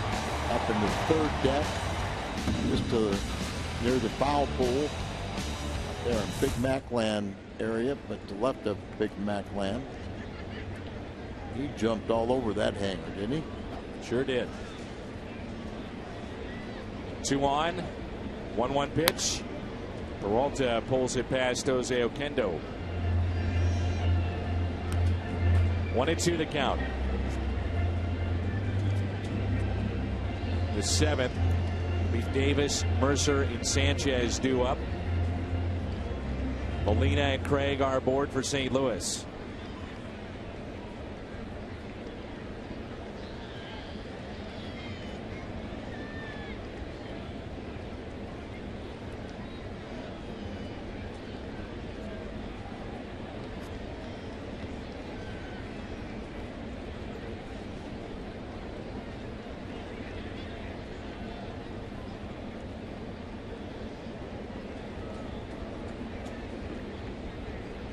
The 1-2 pitch to Peralta.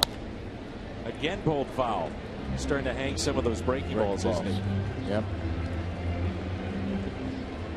Throw enough of them, you're going to hang one. That's what Ray Surge had talked about, proving the mechanics of Volquez going straight to home plate. Similar to what we say about Lance Lynn at times where the arm drops. Well, yeah, he's got better balance, and his lower body and upper body are more in sync, so has the ability to keep the ball down. He gave up a lot of home runs last year.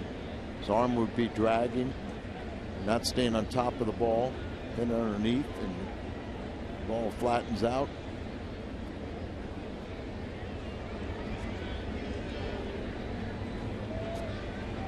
really slowing it down now. It's like he's totally disinterested after the failed double play.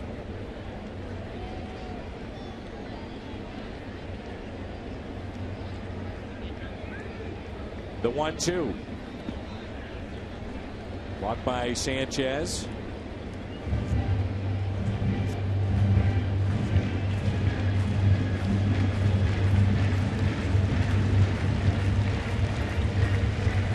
A lot of time, and Ray Surge went out there. You saw him pat him on the rear several times and tried to get him to keep him mentally in this game.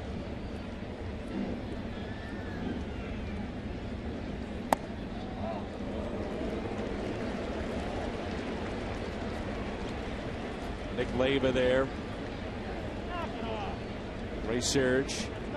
You see that home plate umpire is hearing it from that Pirates dugout. That's Mark Carlson calling the balls and strikes. Runners off with his pitch. 3 balls, 2 strikes. With 2 outs. Cardinals trying to add on. Here it comes. And Peralta hits it a mile again out to deep left. Will it carry? His second of the afternoon. This one a 3-run shot. And it's all Johnny Peralta here this afternoon.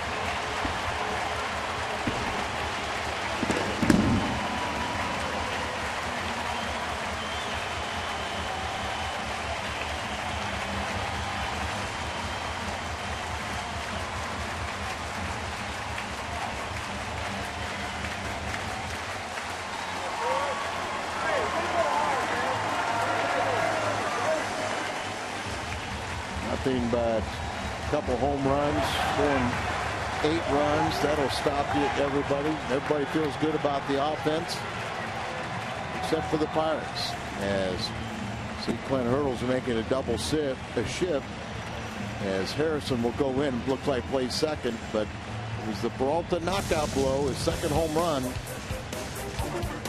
And now they're into the bullpen. He now has 6 this year. Peralta the home run. Birds starting to roll on a Sunday afternoon.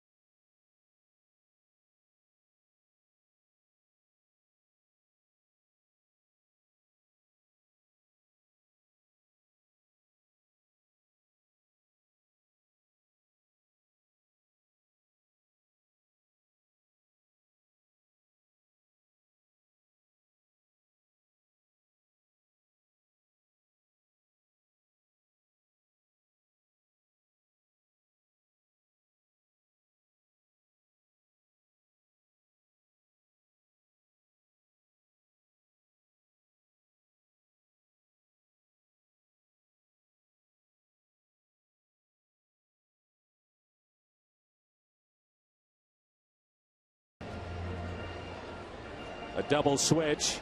Josh Harrison takes over at second base. Jenmar Gomez, who has given Clint Hurdle multiple innings in 5 of his last 6 appearances, takes over. And Peralta, 8th time he's done this, multi-home run game in the first since 2012 at Toronto. Yesterday, a near called third strike that was against St. Louis. The Chevy call to the pen. And today, a near third out at first base that goes against the Pirates, extends an inning, and 4 runs later, it's 6-0. Well, that's how quickly the feelings of your offense can change. Everybody not panicking in that dugout.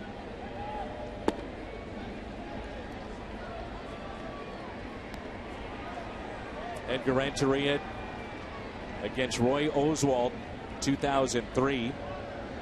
Last time a shortstop had a multi-home run game for the Cardinals, and now it's the most ever hit by a Cardinal shortstop in April as DESCALSO grounds out to first. Johnny Peralta, a pair of home runs. This is more like it. 6-0.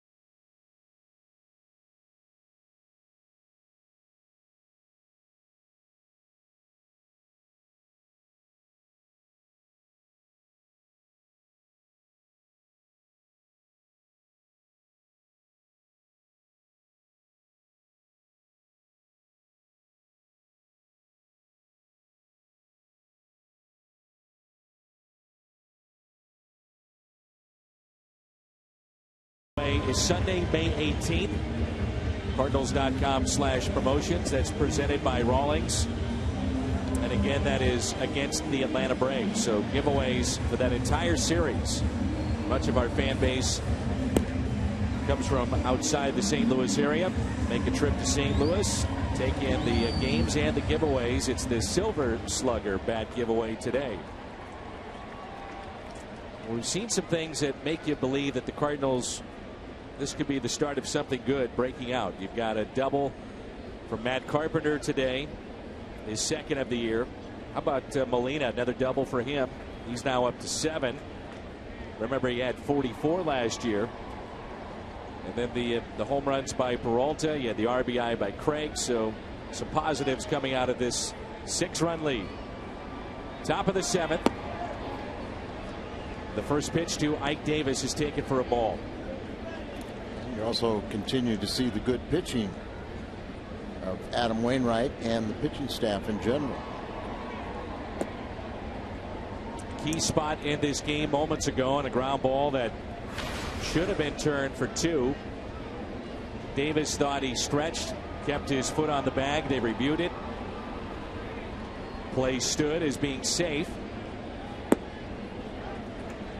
Then it was Alan Craig with a base hit to right to score a run. And boom, a 3-run shot by Peralta. 6-0. What's the old story? You can't give more than 3 outs to a good club. Not at this level. They'll make you pay. Here's a 2-1 pitch. Hit the other way and foul. 2-2. We pointed out a lot, but it is so interesting to watch Wainwright vary up his deliveries to the plate. Sometimes he comes above the head. Sometimes he keeps the hands near the belt. That last one was a full delivery above the head. There's the pause at the top sometimes. Hitter out on his front foot. Anything to disrupt the timing of the hitter. That's it. Hitting is time. And in Adams' mind, anything you could do to disrupt that time is going to work to your benefit. Ike Davis trying to show he belongs. Validate the trade Pittsburgh Pirates made with the Mets. So he gets a fresh start. The curveball swung on and missed. He dropped to a knee.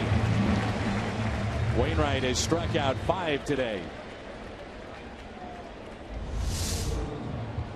Good to see Adam, after a long top of the inning, go back out and get pitching effectively. 70-mile-an-hour on that delivery. 5 strikeouts for Adam. He's second on the all-time strikeout list for the Cardinals. Long way away from Bob Gibson, but he's number 2. And a strike to Mercer. You mentioned the long wait. Well, yesterday, never use it as an excuse, but I think part of the issues with Tyler Lyons, he was on the base paths for a good 25 minutes. The following inning wasn't quite the same. Well, you know, and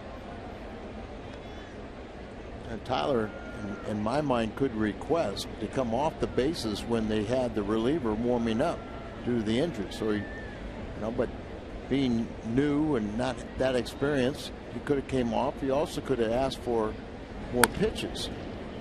Ground ball to short. Peralta. 2 down.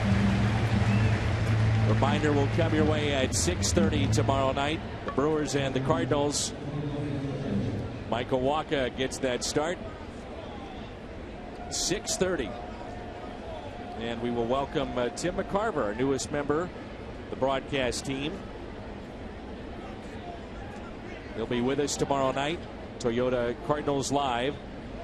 And Tim will stop by the pregame show. That's tomorrow night.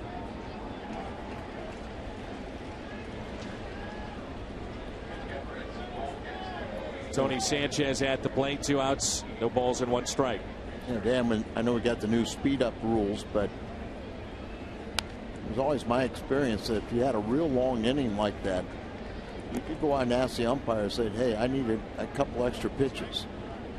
And instead of just the 8 pitches you get between pitches, you just give them a reason and say, I don't want to hurt myself. They usually will grant you take a few extra pitches. Ooh, just missed.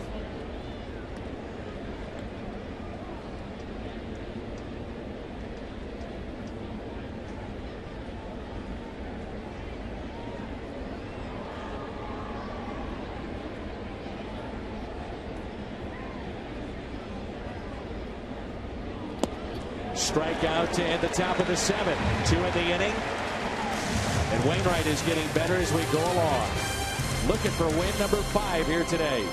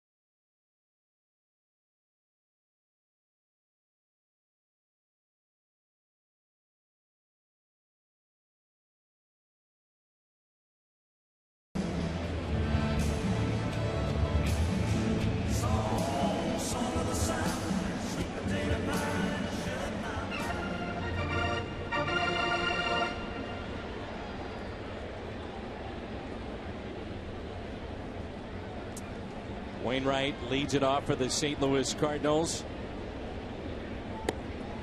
Cardinals with a 6-run lead. They get 4 in the 6th inning. The Cardinals had scored only 10 runs in the last 7 games total. Johnny Peralta with a pair of homers. And the pitching of the man at the plate, Adam Wainwright.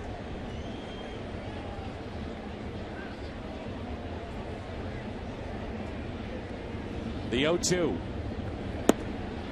Misses on the outside corner. Second inning of work for Gomez, the reliever for Volquez. John Mars kind of struggled a little bit. Opponent's batting .356 against him.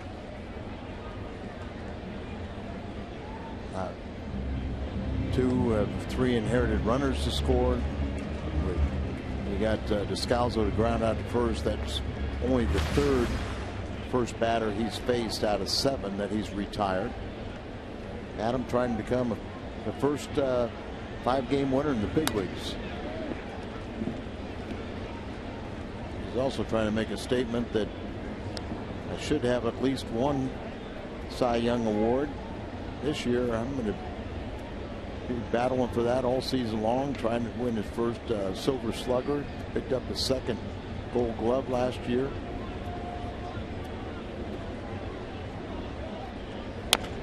Wainwright chops it. Gomez off the mound, and the pick by Davis. Nice play at first. And there's one away here in the home half of the 7th. Good way to get your hurt. When you bounce off here, you're supposed to take a crow step or crow hop. But there, standing flat-footed, just sling the ball over. A lot of times you can hurt yourself. But he got the play done. Crowd today 41,986, 41986. It's a winner take all. Last time we saw the Pirates in St. Louis in that game 5 of the NLDS, Wainwright went the distance. Will he go the distance today? As Carpenter looks at a strike, he has doubled to right and scored the first run of our contest back in the 1st. Grounded out to 2nd and grounded out to 1st.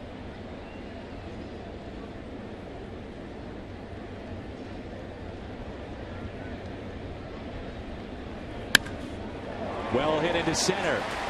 Ball was stung by Carpenter. Multi-hit game for Matt Carpenter. Last year, 199 hits to lead the National League. Picks up his 2nd hit of this ball game. He's starting to pick up the pace a little bit. He's at 281. Here's Jay, who sacrificed. Flied out to center, also struck out.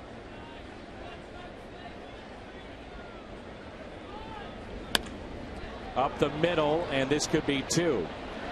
A double play off the bat of Jay. That sends us to the 8th. 6-0 St. Louis.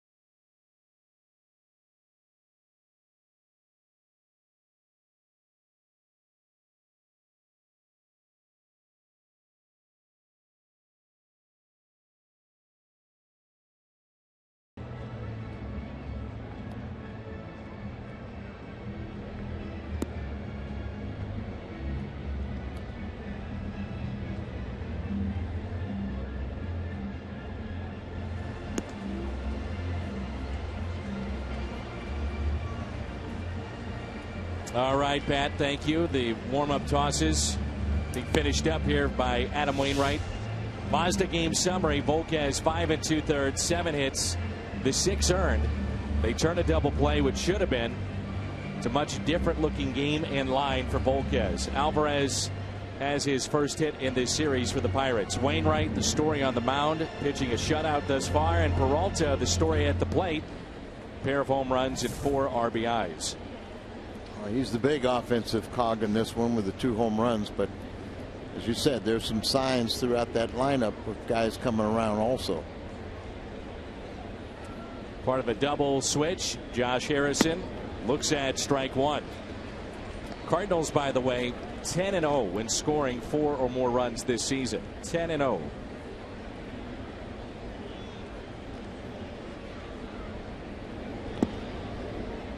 One ball, 1 strike. Real simple, isn't it? You know, the team score 4 runs, which this offense is very capable of. But, you know, for the first time, we're having a pitching staff that doesn't always need that much run support.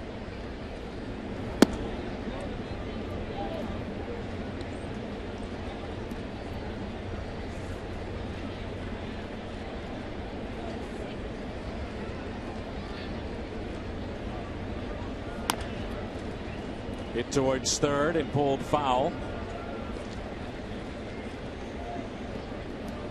It's good to see, though, 2 guys that have kind of been the face of the struggles in this lineup. Craig and Peralta, both with RBIs, base hits here today. The crowds have been tremendous to start this season. That's now 9 games, if you include today, that the Cardinals have drawn at least 40,000. Right. We talked about it Friday night.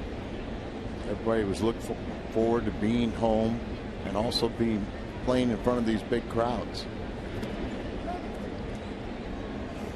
Have a tendency to really energize the home team, always pulling for them, and they can feed off that.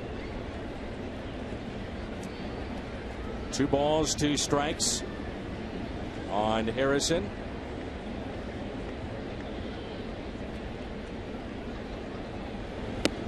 Up and in. The board here had it wrong. It was 3-2, so a leadoff walk issued by Adam Wainwright. For Peralta, he's the first Cardinals shortstop to hit 2 home runs in a game at home since Sean Dunston. He did it back in 2000 against San Francisco. People forget Sean Dunston was a bench player for Tony La Russa. Right. Eric Davis was as well. Second walk allowed by Adam. Also hit a man. Only giving up 3 hits. There's Starling Marte. Pitch count nearing 100 for Wainwright. We'll keep an eye on that. Randy Schote starts to throw in the Cardinal bullpen. 1-0 pitch. The fly ball lifted down the right field line. Along with Martinez. And it's out of play.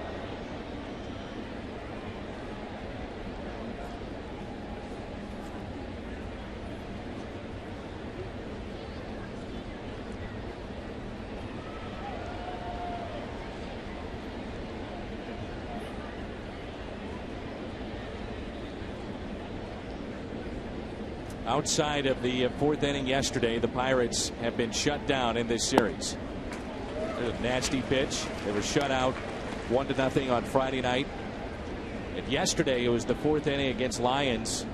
4 hits, the 4 runs, a walk. The Pirates have not scored except for that 1 inning. They're stranded 5 here today.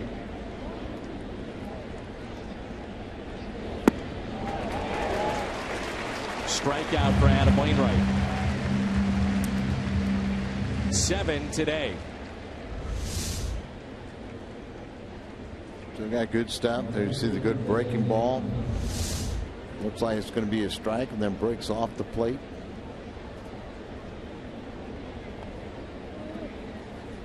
Here's Tabata. He's been on base twice with a walk and was hit by a pitch. Snapped a string of 10 in a row set down by Wainwright. That was in the 6th.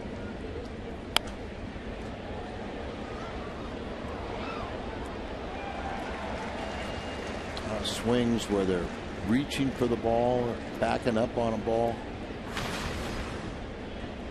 putting on a clinic. Last base hit was in the 6th. Alvarez, a blue pit.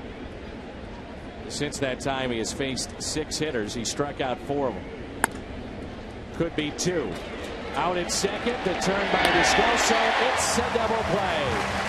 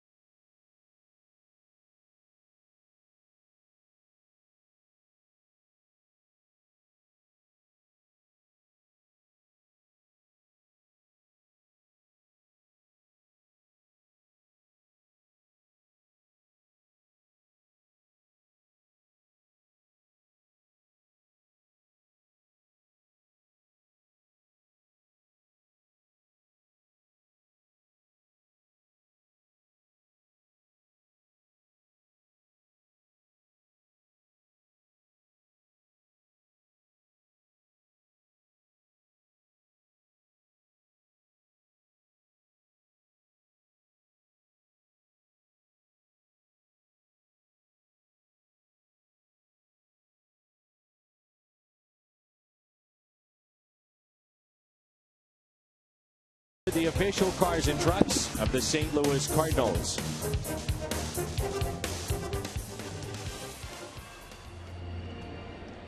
Looked like during the break, Derek Lilliquist and Mike Matheny talking to Wainwright as to whether or not maybe he would come out of this game. You know, Adam, first thing he's going to say is, let me finish it. He already had 1 complete game shutout this year, and that was against Washington. I think he was well on his way up in New York, and then hyperextended his knee in the 7th inning and came out of that ball game.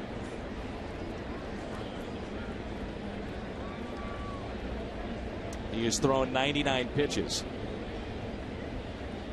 Here's Holliday. No activity right now in the Cardinals pen. He will have, if he goes out there, McCutchen, Alvarez, and a pinch hitter.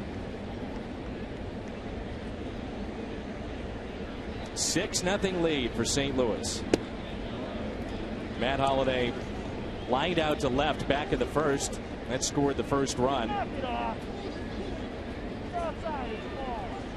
Also has singled and scored. You could hear the home plate umpire saying it was outside, it was a ball, and to knock it off, as he's been hearing it all day from the Pirates dugout.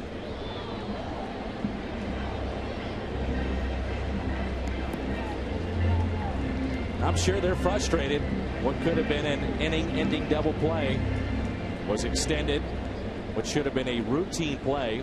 And that's it. The replay was not overturned on the ball that was taken on the double play by Ike Davis.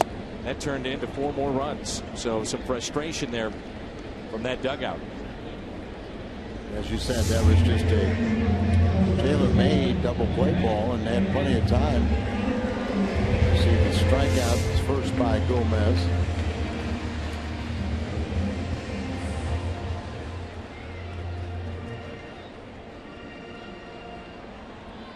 Now it's Adams. He's trying to make it 12 multi-hit games. Came in with 11 to lead the National League.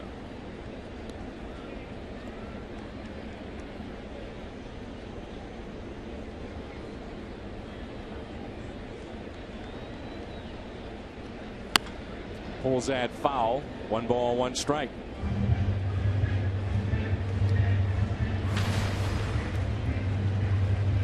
You're wondering, Wainwright has 7 career shutouts. 7 career shutouts, 17 career complete games. And most recently, the 17th of this month against Washington. It was an infield hit early on and then a base hit to right. That's all he gave up. Cardinals this year have been involved in 5 shutouts. Adams been involved in 3 of those prior to today. The 2-1 lined out to right, and it gets past Tampa. Adams off to the races. The big man rumbling towards third. Adams in there with a triple, standing up.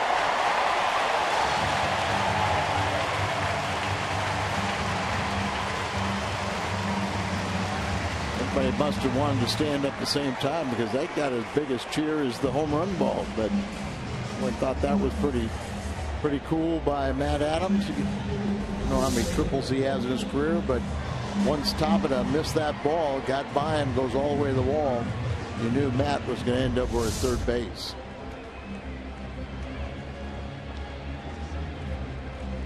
Infield is drawn in for Yadier Molina. That is his first career triple.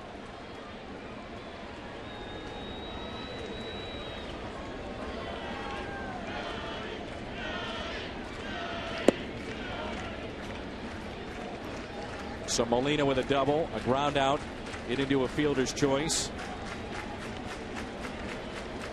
The 12th multi-hit game to lead the National League.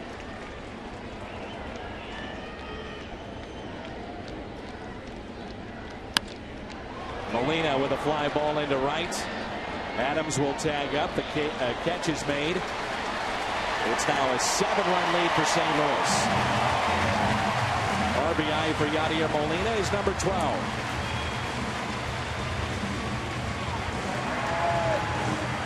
This copyrighted telecast is presented by the authority of the Cardinals and may not be reproduced or retransmitted in any form. And the accounts and descriptions of this game may not be disseminated without the express written consent of the St. Louis Cardinals. In steps Alan Craig.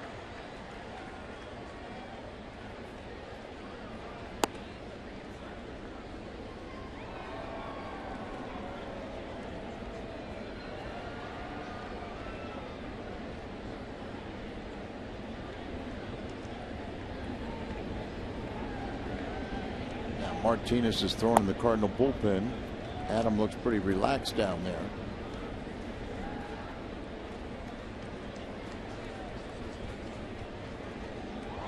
Will they give Adam a chance to go out there the ninth?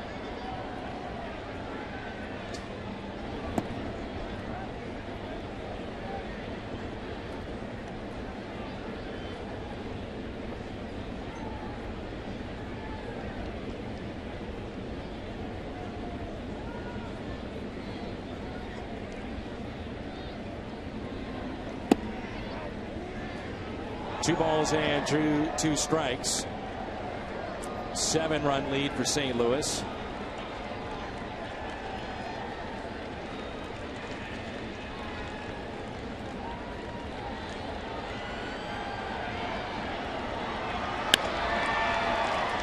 Nice play by Harrison to his left. Adam Wainwright. Will he finish what he started? Find out when we come back.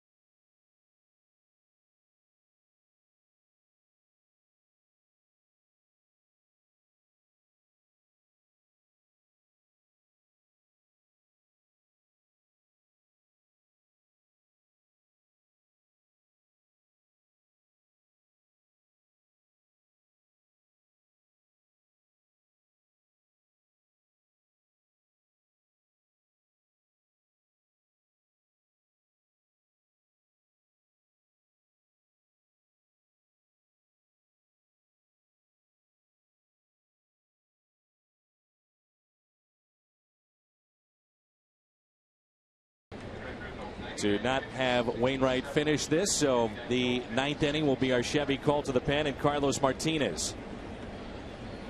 Carlos 0-1 on the year. Let's come out here and try and have an efficient 1-2-3 effective inning. By the way, I went back and looked at my book. I misspoke earlier about the 1 inning in which they scored 4, but also off of Fornatero yesterday 2 more. But here today, the Pirates held off the board, and on Friday as well. Forgot about the 2 late runs given up by Eric Fornatero. What do you think about this decision, not letting Wainwright go back out there?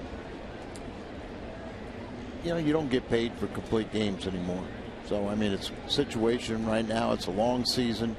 Adam obviously has done his job.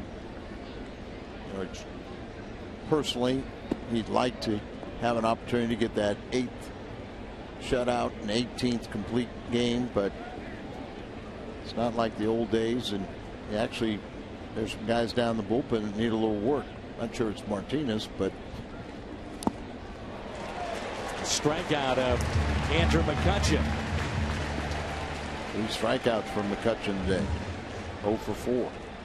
I'm sure part of this is the fact that the workload has been so high for Adam Wainwright last couple of years, if you include postseason, spring training.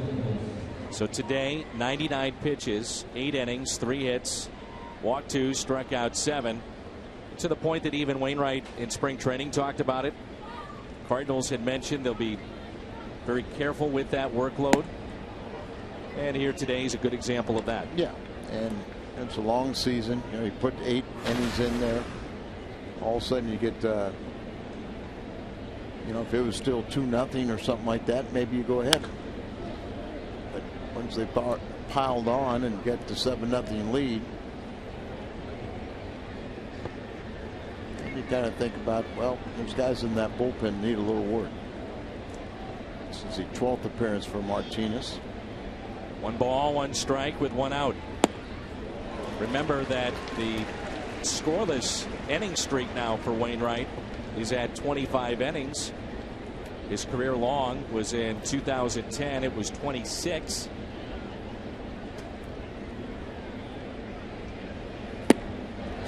Martinez looks sharp.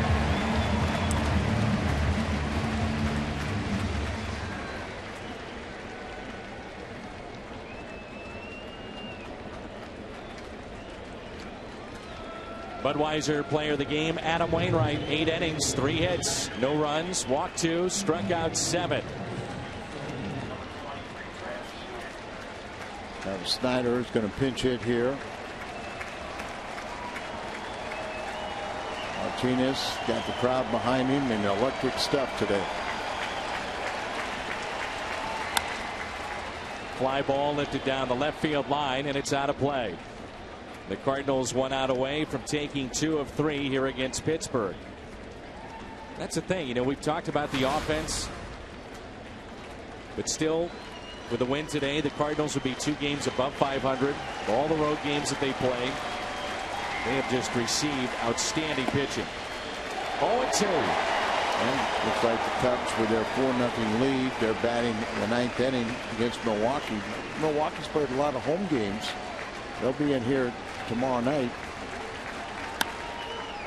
Cardinals might be able to pick up a game today, and then they can take care of their own business Monday, Tuesday, and Wednesday, where the Cardinals will go off day Thursday and go back out on the road for a 3-city trip.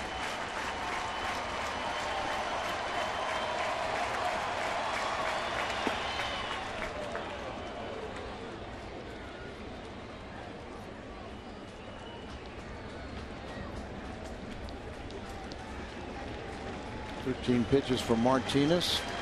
14 would be a good day. The 1-2. Make it 15.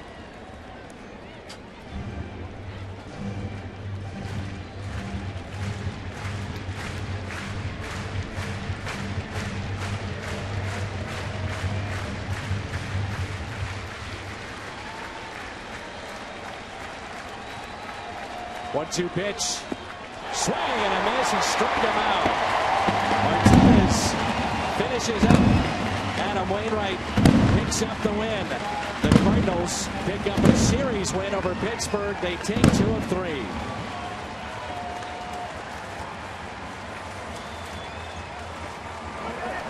Cardinals do this in convincing fashion.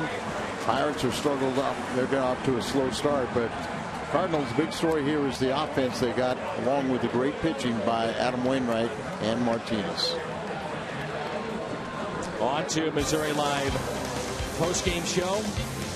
Missouri Lottery post-game show comes your way next. 7-0 our final.